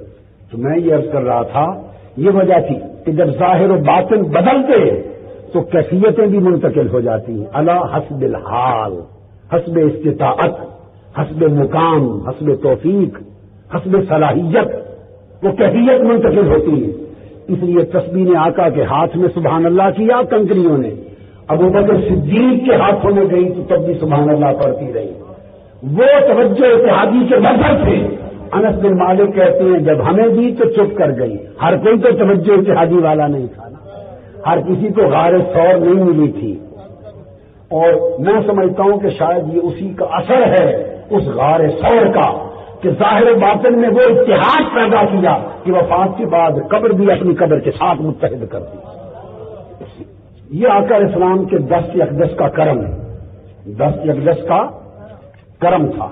پھر آقا علیہ السلام کے دست اقدس کے برکات میں سے یہ عالم حدیث پاک میں آتا ہے کہ جس جگہ آقا علیہ السلام گلی سے گزرتے تو بچے دوڑ دوڑ کے آتے اور آقا علیہ السلام کے آگے اپنے چہرے کر دیتے. کتب حدیث اور کتب سیر بھری پڑی ہیں, میں ان کے حوالے بتانے لگوں تو قطاریں لگ جائیں. آقا علیہ السلام کسی کی ایک گال پہ دست اقدس پھیر دیتے, کسی کے دو گالوں پر پھیر دیتے. صحابی کہتے ہیں جس کے ایک گال پہ ہاتھ پھیرا مرتے دم تک اس کا وہ گال زیادہ حسین ہو گیا, دوسرا گال وہی رہا جو ماں نے جنا تھا. جس پہ آقا کا ہاتھ لگ گیا وہ چمکنے لگ گیا. کسی کے دونوں گالوں پر دست اقدس پھیرا, دونوں چمک اٹھے. ایک صحابی کہتے ہیں کہ خدا کی قسم حضرت قتادہ بن ملحان صحابی ہیں, قتادہ بن ملحان, امام احمد بن حنبل نے روایت کیا مسند میں اور امام بہقی نے, فرماتے ہیں کہ بچپن میں آقا علیہ السلام نے میرے چہرے پر دست اقدس پھیرا. صحابہ کہتے ہیں اس کے چہرے پر دست اقدس پھیرا تا دم وفات اس کا چہرہ اتنا چمکتا تھا کہ جو شخص اس کے چہرے کو دیکھتا اسے آئینے کی طرح اپنا چہرہ نظر آتا تھا. اتنا چمک گیا تھا اس کا چہرہ کہ آئینہ بن گیا تھا. ہم اس کو دیکھتے اس کے چہرے اور گالوں میں اپنے چہرے کی جھلک نظر آتی تھی. دست مصطفیٰ نے چہرہ چمکا دیا. اور حضرت حنظلہ بن حزیم, حضرت حنظلہ وہ فرماتے ہیں کہ آقا علیہ السلام نے میرے سر پہ دست مبارک پھیرا, سر پر کئی صحابہ ہیں, سر پہ دست مبارک پھیرا اور فرماتے ہیں کہ اس کے بعد ان کی وفات کا بھی عالم رہا کہ جس شخص کے چہرے پر ورم ہوتا, جس بکری کے تھن پہ ورم ہوتا, تھن پہ کوئی مریض ہوتا, لوگ حضرت حنظلہ کے گھر لاتے اور ان کے سر کے وہ بال جن پر آقا علیہ السلام کا دست اقدس لگا تھا وہ بال پھیرتے, سب مریض شفا یاب ہو جاتے, مریض شفا یاب ہو جاتے. امام احمد بن حنبل اور امام بہقی روایت کرتے ہیں حدیث. اور آقا علیہ الصلوۃ والسلام نے اور جسے ایک صحابی کہتے ہیں ان کے ایک اور کی صحابی کے سر پہ ہاتھ مبارک پھیرا, وہ مجنوں تھا, دماغ کی مرض تھی, شفا یاب ہو گیا. وفات تک جو پاگل مجنوں ہوتا اس کے گھر لاتے, اس کے سر کے بال اس سے پھیرتے شفا یاب ہو جاتا. سبحان اللہ. ایک صحابی کہتے ہیں کہ میرے سر پہ, ایک صحابی کے سر پہ آقا نے دست اقدس پھیرا جن بالوں پر حضور کا ہاتھ لگ گیا 100 سال کی عمر تک اتنا حصہ سر کا سیاہ رہا, باقی بال سفید ہو گئے. سفید ہونا بڑھاپے کی علامت ہے, سیاہی جلانے کی علامت ہے. ارے حضور کا ہاتھ لگ جائے تو بالوں پہ بڑھاپا نہیں آتا, تم موت کی بات کرتے ہو. آقا علیہ الصلوۃ والسلام کے دست اقدس کی کرامات کا یہ عالم, اس کو پھر قرآن مجید نے بیان کیا ہے, جس کو امام ابن ہشام نے جس کو روایت کیا اور قرآن مجید نے اس کو بیان کیا کہ آقا علیہ الصلوۃ والسلام اس سے قبل امام ابن ہشام اسیرت النبویہ میں بیان کرتے ہیں جب آقا علیہ السلام نے فتح مکہ کر لی اور مکہ معظمہ میں داخل ہوئے, آپ نے اونٹنی پہ سوار ہو کر طواف مکمل کیا, اونٹنی سے نیچے آئے, دیکھا شیر کعبہ میں 360 بت ہیں.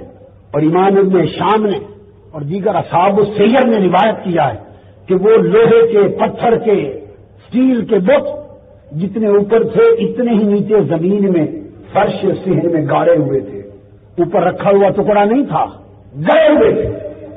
اور کدال سے بھی ٹکرے مار مار کے وہ اکھاڑے نہیں جا سکتے تھے. 360 بت. آقا علیہ السلام نے ان کو دیکھا تو سیسے کے ساتھ مضبوط زمین میں گاڑے ہوئے بت اگر اکھاڑنا پڑتا تو کلہاڑی اور کدال سے بھی اکھڑتے نہیں تھے. آقا علیہ السلام اترے, آپ کے دست اقدس میں چھڑی تھی, 360 بتوں سے ایک ایک چھڑی بت کو لگاتے گئے, بت اس طرح گڑے ہوئے حضور کے قدموں میں اونچے منہ گرتے گئے. اور صحابہ کرام بیان کرتے ہیں کہ جب بت گرے تو دیکھنے والے لوگ تعجب سے کہتے تھے کہ جمی ہوئی مورتیاں دیکھو مصطفیٰ کی چھڑی کی اطاعت کتنی کر رہی ہے. کہتے تھے حضور کی اطاعت کر رہی ہیں. آیا چھڑی سے آقا علیہ السلام نے اتنی طاقت دے دی کہ بت گر گئے. چھڑی غزوہ بدر میں ایک صحابی کی تلوار ٹوٹ گئی. بڑے مجاہد تھے. کسی نے عرض کیا یا رسول اللہ بہت بڑا کمانڈر ہے, تلوار ٹوٹ گئی. فرمایا میرے پاس لاؤ. لائے. آقا نے درخت کی ایک ٹہنی پاس تھی چھڑی, ٹہنی توڑ کے دی. فرمایا اسی سے لو. صحابی کہتے ہیں خدا کی قسم میرے ہاتھ میں آنے کی دیر تھی, مصطفیٰ کے دست اقدس کے مت نے درخت کی ٹہنی کو تلوار بنا دیا. پوری جنگ لڑی. اس تلوار کا نام اس نے اون رکھا تھا. اس تلوار جیسی تیز دھار تلوار کوئی نہ تھی. تیز دھار تلوار کوئی نہ تھی. اسی فتح مکہ کے موقع پر امام ابن ہشام روایت کرتے ہیں کہ آقا علیہ السلام طواف کر رہے تھے. طواف کے دوران فضالہ بن عمر مسلمان نہیں ہوا تھا, حضور کا دشمن تھا, کفار میں سے. اس نے دیکھا کہ موقع شاندار ہے, حضور طواف میں مصروف ہیں. وہ بھی حضور کے ساتھ ساتھ ایک جھوٹا طواف کرنے لگا اور اس طاق میں چھپائے ہوئے تلوار کہ کوئی موقع ملے تو چپ کر کے وار کر کے معاذ اللہ حضور کو قتل کر دو اس کے دل میں. اور طواف کر رہا ہے کیونکہ عام لوگوں کو معافی کا اعلان ہو گیا تھا. لوگوں نے ظاہراً کلمہ پڑھ لیا تھا. اب کسی کو معلوم نہیں تھا کہ طواف کر رہا ہے. اب تو سوال ہی پیدا نہیں ہوتا کہ کافر ہے. طواف کر رہا ہے. امام ابن ہشام روایت کرتے ہیں کہ جب فضالہ بن عمر حضور کے قریب سے گزرے, آپ نے دوران طواف اس کو کہا تم فضالہ ہو؟ اس نے کہا جی ہاں حضور میں فضالہ ہوں. فرمایا دل میں کیا سوچ رہے ہو؟ ہائے ہائے کیا سوچ رہے ہو؟ اس نے آگے کہنے لگا یا رسول اللہ اللہ کا ذکر کر رہا ہوں, اللہ کا ذکر کر رہا ہوں. سیرت النبویہ میں روایت ہے آقا علیہ السلام اس کی بات سن کے فتبسم مسکرا پڑے. اس کو دیکھا مسکرا پڑے, اچھا اللہ کا ذکر کر رہے ہو, ہنس پڑے. اور فضالہ بن عمر کہتے ہیں آقا نے میرے سینے پر ہاتھ مارا, کہا توبہ کرو.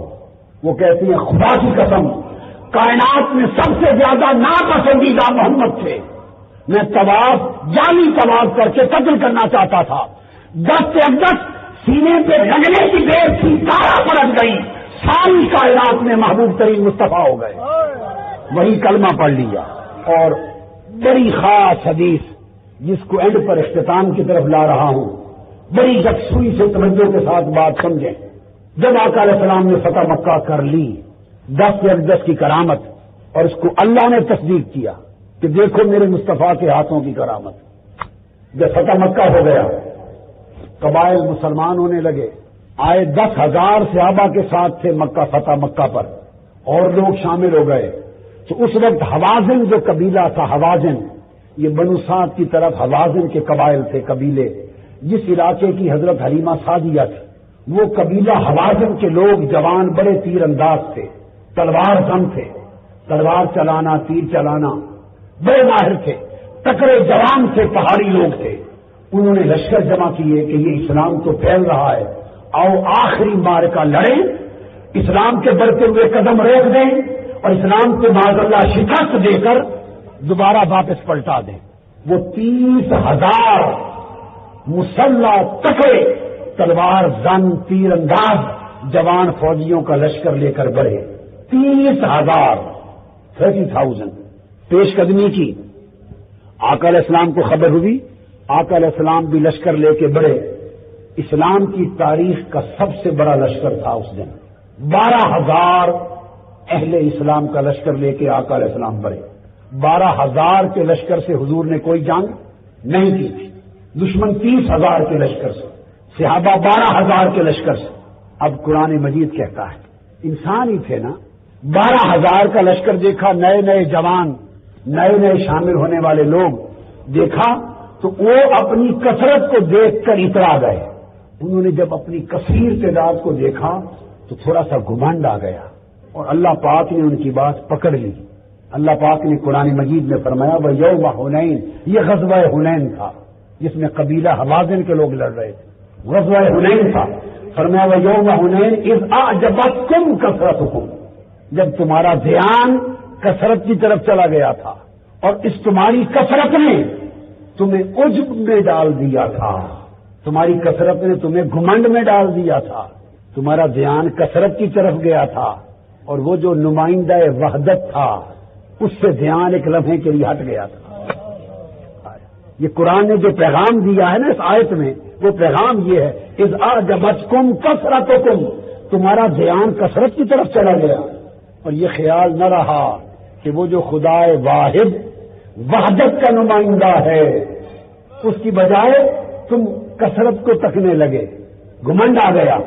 فرمایا فلن تغن عنکم شیئا، پھر یہ کثرت، یہ لشکر، یہ تمہاری قابلیت، یہ کثرت، یہ لشکر، یہ فوج، یہ 12,000 کا سارا لشکر جرار شکست سے بچانے میں تمہارے کسی کام نہ آیا۔ تو کیا ہوا کہ 30,000 دشمن کی فوج بے جگری سے لڑی، تیروں کی بچھاڑ کر دی، انہوں نے ایسی تلوار چلائی کہ قدم اکھڑ گئے لشکر اہل اسلام کے۔ 12,000 کا لشکر تھا۔ اب اٹھا کے دیکھیے، اس کے واقعات صحیح بخاری میں آئے ہیں، صحیح مسلم میں آئے ہیں، کل سیاستہ میں ہیں، کل کتب سیر میں ہیں۔ میں پوری تفصیل ان تمام کتب سے ملا کر سیرت ابن ہشام کے ساتھ مکمل سنا رہا ہوں، اور ابن ہشام نے امام ابن اسحاق کی روایت سے سیرت ابن اسحاق کے لیے بھگدڑ مچ گئی اور صرف 100 کے قریب جلیل القدر صحابہ حضور کے گرد رہ گئے۔ ایسی بھگدڑ مچی کہ کوئی میدان میں ٹک نہ سکا، کوئی ادھر کوئی ادھر، کسی کو ہوش نہ رہا۔ 30,000 کے لشکر نے یکلخت بھگدڑ کا سامان پیدا کر دیا۔ وہ قرآن مجید نے وہی نقشہ کھینچا اذ اعجبتکم کثرتکم، تمہارا دھیان کثرت پہ گیا، تم اترا گئے، اور ایک لمحے بشری تقاضے کے پیش نظر، بتقاضا بشریت یہ خیال اوجل ہو گیا کہ 10 سال تک جنگ جو جیتتے تھے تو کس کے صدقے سے جیتتے تھے، تمہارا دھیان فوج کی طرف چلا گیا۔ میں نے کہا کہ میرے محبوب کے غلام ہیں، ان کی ابھی اصلاح کر دوں۔ یہ خدا کا کرم ہوتا کہ اگر کہیں کوئی خطا ہو جاتی، خطا تو بتقاضا بشریت ہوتی، پر رب وہی اصلاح کر دیتا، اس سزا کو مؤخر نہیں کرتا تھا، کیونکہ بخشش کا وعدہ جو ہو گیا تھا، بخشش کا حسنہ جنت کا وعدہ جو ہو گیا تھا، تو خطا چھوڑتا نہیں تھا۔ اللہ پاک نے فرمایا تمہاری کثرت پہ عجب کا بھی مواخذہ کرتا ہوں۔ قدم اکھڑے اور 12,000 میں سے 100 کے قریب بچ گئے۔ جب یہ کیفیت ہوئی تو آقا علیہ الصلوۃ والسلام نے حضرت عبداللہ ابن مسعود روایت کرتے ہیں، آقا علیہ السلام نے حضرت عبداللہ ابن مسعود سے کہا، ارد گرد میرے آقا نے دیکھا 12,000 کا لشکر منتشر ہو چکا ہے۔ آقا نے آہستہ سے فرمایا عبداللہ ابن مسعود ذرا اب دیکھیے 12,000 کا لشکر منتشر ہوا، قدم اکھڑے، ایک شکست کا سامان ہوا لشکر اہل اسلام کو، وہ غالب آئے حوازن کے لوگ، مگر آقا علیہ السلام نظارہ کرتے رہے، تکتے رہے، پریشان بھی نہیں ہوئے اور کچھ کیا بھی نہیں، بس دیکھتے رہے کہ ہوتا کیا ہے۔ جب سب کچھ بکھر گیا تب حضرت عبداللہ ابن مسعود سے فرمایا عبداللہ ذرا زمین سے مجھے کچھ مٹی اور کنکریاں تو اٹھا دے۔ جب دکھا دیا کہ 12,000 کا لشکر منتشر ہو گیا، شکست ہو گئی لشکر اسلام کو، منتشر ہے، قدم کر گئے ہیں، جم نہیں سکے، پورا اینڈ آخر دکھا دی، تو فرمایا ذرا کنکریاں مٹی اٹھا دے۔ عبداللہ ابن مسعود سے کہا قربان جائیں آقا علیہ السلام، جس سے میں نے آپ کو نقطہ بتایا، جس سے مس کر دیں اسے صاحب شعور کر دیتے ہیں۔ تو آقا علیہ السلام خچر پہ تھے، مادہ خچر پہ تھے، عبداللہ ابن مسعود سے کہا ذرا زمین سے مٹی اٹھا دو، مادہ خچر نے سواری نے بات سن لی، ہائے ہائے، اس نے کہا عبداللہ ابن مسعود سعادت لے جائیں گے، میں کیوں محروم رہوں؟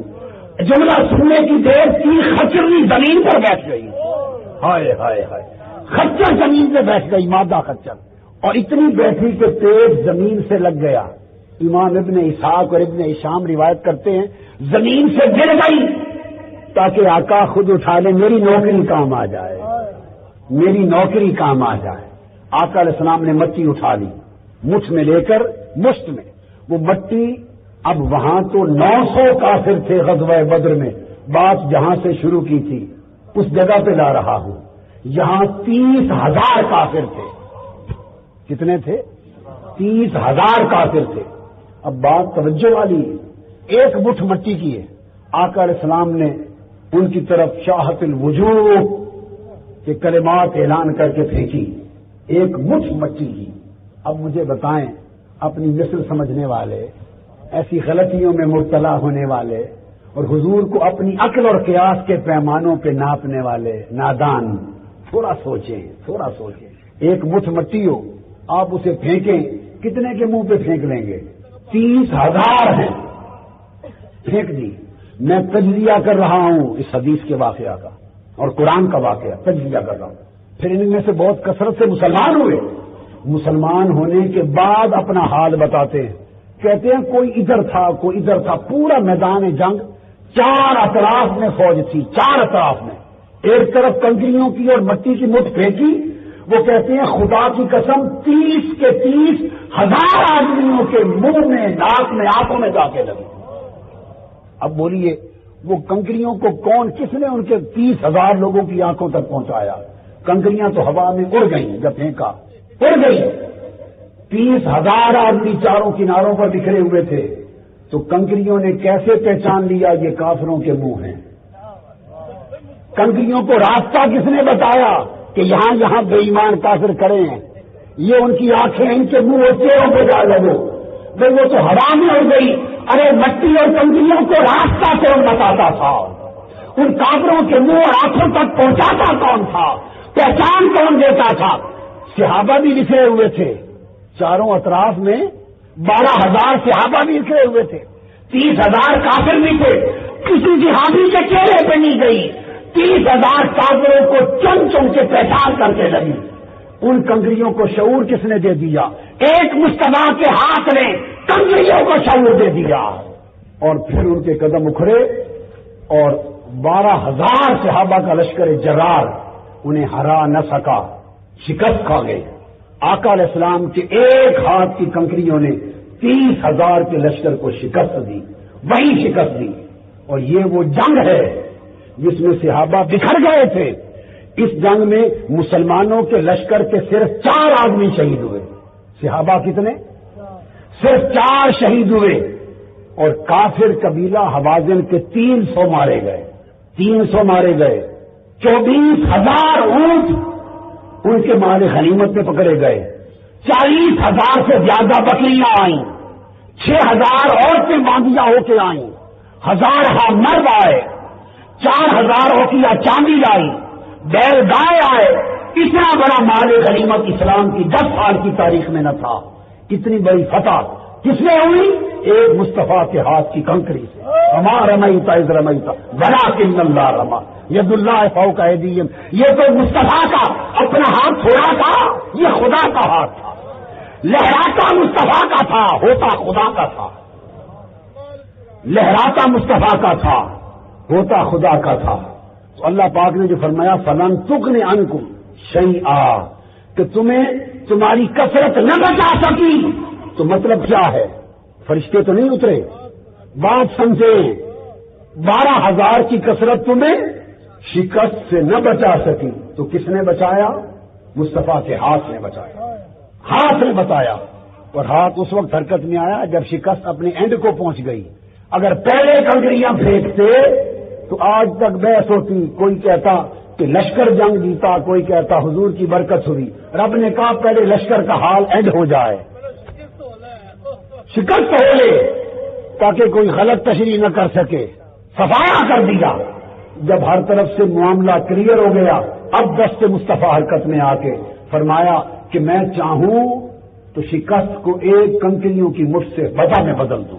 تو تاجدار کائنات صلی اللہ علیہ وآلہ وسلم کے دست کا یہ کرم، یہ حضور جدھر توجہ کرتے اس کو شعور دے دیتے۔ ایک جنگ کے دوران حدیث پاک میں آتا ہے، ایک غلام، حبشی غلام آقا علیہ السلام کے سامنے آیا، اس کی کایا پلٹ گئی، کافر تھا، آپ کے خلاف جنگ لڑ رہا ہے۔ پوچھا یا رسول اللہ اگر میں کلمہ پڑھ لوں تو کیا دو گے؟ حضور نے فرمایا جنت۔ اس نے کلمہ پڑھ لیا، کلمہ پڑھ کے عرض کرنے لگا آقا اب کیا حکم ہے؟ فرمایا ہمارے ساتھ مل کے جہاد کرو۔ اس نے تلوار اٹھا لی، اب اسلام کے لشکر میں آ کے لڑنے لگا۔ اس نے کہا حضور میرے پاس کچھ بکریاں ہیں، لوگوں کی کرائے پر چراتا ہوں، کسی گھر کی ایک ہے، کسی کی دو، کسی کی چار، اس طرح سینکڑوں بکریاں ہیں جو میں اجرت پہ چراتا ہوں۔ اگر لڑتا لڑتا میں شہید ہو گیا تو ساری بکریاں جو میرے پاس ہیں انہیں گھر تک کون پہنچائے گا؟ ان کے تو مالکوں کے گھر کا بھی کسی کو پتا نہیں۔ تو یا رسول اللہ جنگ شروع کرنے سے پہلے یہ بتا دیں بکریاں مالکوں کو کیسے پہنچاؤں؟ آقا نے اسے کنکریاں اٹھا دی، فرمایا یہ کنکریاں ان بکریوں کو مارو، ان بکریوں کو لگے گی میرے صدقے سے اتنا شعور آ جائے گا ہر بکری خود چل کے اپنے مالک کے گھر پہنچ جائے گی۔ ہائے ہائے، تو حبشی غلام نے کنکریاں آقا سے لے کے اپنی بکریوں کے پورے ریوڑ کو ماری، ہر بکری اور دو دو بکریاں چلتے چلتے خود شہروں میں قصبوں میں اپنے مالکوں کے گھر جا پہنچی۔ ارے مصطفیٰ کا مت کنکریوں کو ہو جائے تو بکریوں کو شعور دے دے، اور بدقسمتی ہے کہ جو حضور کا امتی ہو اور اس کو شعور نہ ملے۔ آقا علیہ الصلوۃ والسلام کی بارگاہ سے اس تعلق کو استوار کرو، اس تعلق کو استوار کرو، کیونکہ آقا علیہ الصلوۃ والسلام کے اس تعلق میں اللہ رب العزت نے سارے خزانے برکتوں کے، حدیث پاک میں ہے اس دنیا میں نہیں بلکہ یہ ہاتھ قیامت کے دن بھی ایسا ہی ہاتھ ہوگا۔ آقا نے فرمایا الکرامت والمفاتیح یوم ذم جبی، قیامت کے دن ساری بزرگی اور جنت کی ساری چابیاں میرے ہاتھ میں ہوں گی۔ دنیا اور آخرت کے سارے خزانے ہیں، دنیا اور آخرت کی ساری نعمتیں ہیں، دنیا اور آخرت کی ساری برکتیں ہیں، دنیا اور آخرت کی ساری سعادتیں ہیں۔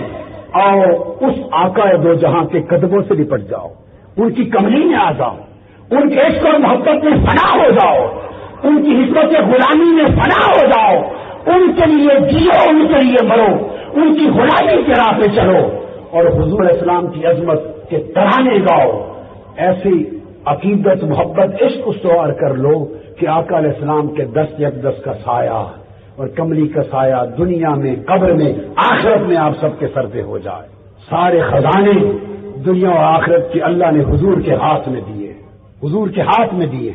حضور نے یہ بھی فرمایا کہ سوتے ہوئے اللہ نے زمین کے سارے خزانوں کی کنجیاں میرے ہاتھ میں دے دی، حدیث پاک۔ تو آقا علیہ السلام کے ہاتھ کو اللہ نے اپنے سب خزانوں کا وارث بنا دیا، ساری برکتوں کا منبع بنا دیا، اور ساری کرامتوں اور سعادتوں کا سرچشمہ بنا دیا۔ حضور علیہ الصلوۃ والسلام کے ساتھ اس تعلق کو استوار کریں، یہی ایمان ہے۔ حضور کی عظمت ایسی سمجھنا کہ حضور جیسا کسی کو نہ سمجھنا، اور آقا علیہ السلام کا صدقہ کائنات اور آخرت کی ساری نعمتوں کا حضور کا صدقہ سمجھنا، یہ ایمان ہے۔ آقا علیہ السلام سے نسبت جوڑو، اپنا دامن مراد اطاعت سے، اتباع سے، محبت سے، توسل سے حضور کی طرف پھیلائے رکھو، اور عمر ساری آقا کی اتباع، غلامی اور محبت میں بسر کرو، تاکہ حضور کی بارگاہ کے خزانے نصیب ہوں۔ یہی دنیا اور آخرت کی کامیابی ہے، اور فوز و فلاح اسی کی ہے جس کی نسبت حضور سے پختہ ہے۔ اور بات ختم کر رہا ہوں، قیامت تو بعد کی بات ہے، مرنے کی پہلی شام جب قبر میں جاؤ گے، اللہ کی عزت کی قسم، ہر مسلمان کا امتحان صرف اور صرف محمد مصطفیٰ کے نام پر ہوگا۔ اللہ اور دین کے نام پر آپ کا امتحان نہیں ہونا، اللہ اور دین اسلام کے نام پر آپ کا امتحان سن لو نہیں ہے۔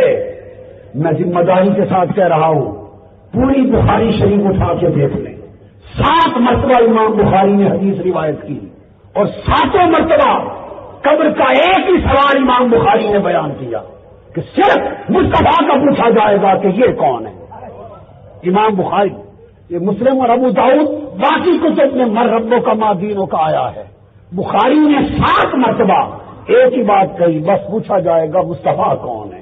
اور آقا علیہ السلام نے مسند امام احمد بن حنبل میں آتا ہے، حضور نے فرمایا صحابہ کرام کو لوگو انکم تفتنون بی وتسألون عنی فی القبر، حضور نے اعلان کیا، خطبہ دیا، فرمایا لوگوں قیامت قبر میں تمہارا امتحان میری شان کے بارے میں ہوگا اور صرف میرے بارے میں پوچھا جائے گا. خطبہ دیا فرمایا انکم تفتنون عنی ابی وتسألون عنی. تمہاری آزمائش قبروں میں میرے بارے میں ہوگی اور قبروں میں صرف میرا پوچھا جائے گا. صرف یہ پوچھا جائے گا بولو یہ ہستی کون ہے. اب رہ گیا یہ سوال کہ وہ جو 3 سوال آئے ہیں مسلم شریف میں، ابو داؤد میں، باقی کتب میں. پہلے پوچھا جائے گا من ربوں کا، پھر ما دینوں کا. تیسرا سوال ہوگا ما کنت تقول بہذا الرجل محمد، آقا علیہ السلام کا نام لے کر کیا کہتے تھے. تو پھر سوال پیدا ہوتا ہے کہ صرف ایک میرا پوچھا جائے گا اور باقی کچھ حدیثوں میں 3 سوال آئے ہیں، ان میں تصدیق کیا ہوگی. تو میں نے گفتگو بڑے اہم نقطے پہ ختم کر رہا ہوں. عمر بھر یاد رکھنا اس سبق کو، یاد رکھنا. اور میں ذمہ داری سے بتا رہا ہوں تصدیق کیا ہوگی کہ صرف حضور فرماتے ہیں میرے بارے میں آزمائش ہوگی، بس میرے بارے میں پوچھا جائے گا. ادھر 3 سوال آئے، تصدیق کیا ہے سمجھ لو. پہلے 2 سوال پنجابی تو سمجھاواں، پہلے 2 سوال نکھیرے واسطے ہیں، امتحان نہیں. وہ نکھیرے واسطے ہیں، امتحان کا سوال ہی کو ہے. پہلا پوچھا جائے گا جو من ربوں کا، قرآن کہتا ہے مومن اور کافر سب سے پوچھا جائے گا کہ تیرا رب کون ہے. یہ اس لیے پوچھا جائے گا کہ پتہ چلے مرنے والا کافر ہے، خدا کو مانتا ہے یا نہیں مانتا.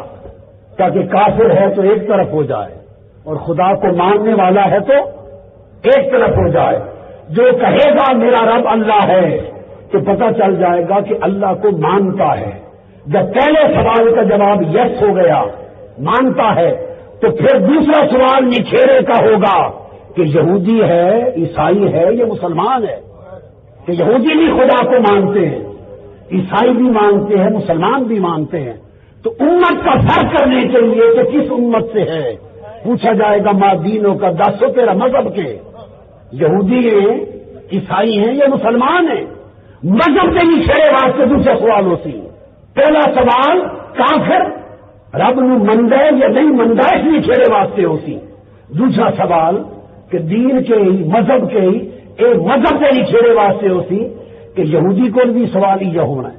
یہودی بھی تو مردے پہ ہیں یا نہیں؟ دسو انہوں کو بھی یہ سوال ہونا. عیسائی بھی مردے پہ ہیں، مسلمان بھی تو ہندو بھی تو سکھ بھی. ہر ایک کا نکھیرا ہوتی پہلے قبر چ.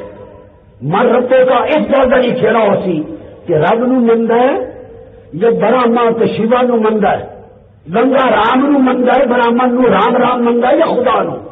پہلا یہ نکھیرا. دوسرا نکھیرا یہودی، عیسائی یا مسلمان ہے، ماں دینوں کا. جس ریاضی دینی اسلام، میرا دین اسلام ہے تو الگ کر دیا جائے گا کہ اے مسلمان ہے. دوسرے یہودی تو عیسائی اے بولو مسلمان ہے. جب یہ نکھیرا ہو جائے گا کہ یہ مسلمان ہے تو خدا کی عزت کی قسم مسلمان کا نکھیرا کرنے کے بعد مسلمان سے صرف ایک ہی سوال ہوگا، اگر تم مسلمان ہے تو مصطفیٰ کی شان کیا ہے. یہ صرف ایک گل مک جاتی نا قبر طے ہو جاتی کہ مسلمان ہیں، امت محمدی بھی کیوں ہے کہ امتی تے مسلمان ہونا جس طرح طے ہو جاتی. وہ کوئی 2 سوال نہیں ہونے تو پہلے ہو گئے. امتی کو ایک سوال ہو سی اچھا جو محمد صلی اللہ علیہ وسلم کا امتی ہے کہ 10 پھر انہوں کی شان کیویں مننا ہو، دنیا کے آنا ہو، انہوں کے بارے کہ کتاباں لکھنا ہو، کہ تقریر کرنا ہو انہوں کی شان چ. اپنے جی آدھا ہوں یا کسی جی نہ ہوں آدھا، انہوں نے کمزوریاں کڈنا ہوں یا ساری کائنات تو اچا سے نکلا کہ رب دا محبوب ساری طاقتوں دا مالک مننا ہوں. 10 کے آنا ہوں اس سونے محمد کی شان چ. امتی کو ایک سوال ہو سی. امتی کو لو فرمایا اب تو حدیث کی سمجھ آئی انکم تفتنون بی وتسألون عنی. لوگوں قبر میں صرف میرے بارے میں آزمایا جائے گا اور میرے بارے میں پوچھا جائے گا. تو جس نے قبر سے پوچھے ہی حضور کے بارے جانے تو حضور کے بارے کی سیدھے ہو جاؤ، عقیدے درست کر لو، اس سونے کے قدموں میں آ جاؤ، ارے قربان ہو جاؤ، فنا ہو جاؤ. نسبت مصطفیٰ حضور نو سیان لو، اس طرح پہچان لو کہ جب جب اٹھتے باندھے سوندے جاگتے ٹوٹے پھرتے جیتے مرتے محمد محمد محمد یاد رہے. جیسے تھوڑا جیا مرنا ایک محمد کی یاد سوسی کہ قبر جاسو کہ نہ جو ہکو پکے ہوا ہو سی زبان کے محمد جیسے پوچھوں کے بول بول رہا ہے یا رسول اللہ یا رسول اللہ ادھر حضور بھی بات پہنچے فرماتے رسول نہ پوچھو نہیں پوچھو میرا غلام آ گیا. اللہ پاک آقا دے نال اس طرح کی غلامی کی نسبت ادا کرے. میں آخر تے پھر شاہ والا شریف نو تے بارو شریف نو تے سارے دا مرشد خانہ سواق شریف نو تے تمام مشائخ کے بزرگوں نو تے تم سب نو مبارکباد دینا کہ حضور دی بارگاہ ہے کہ محفل قبول ہو جائے. وما علینا الا البلاغ.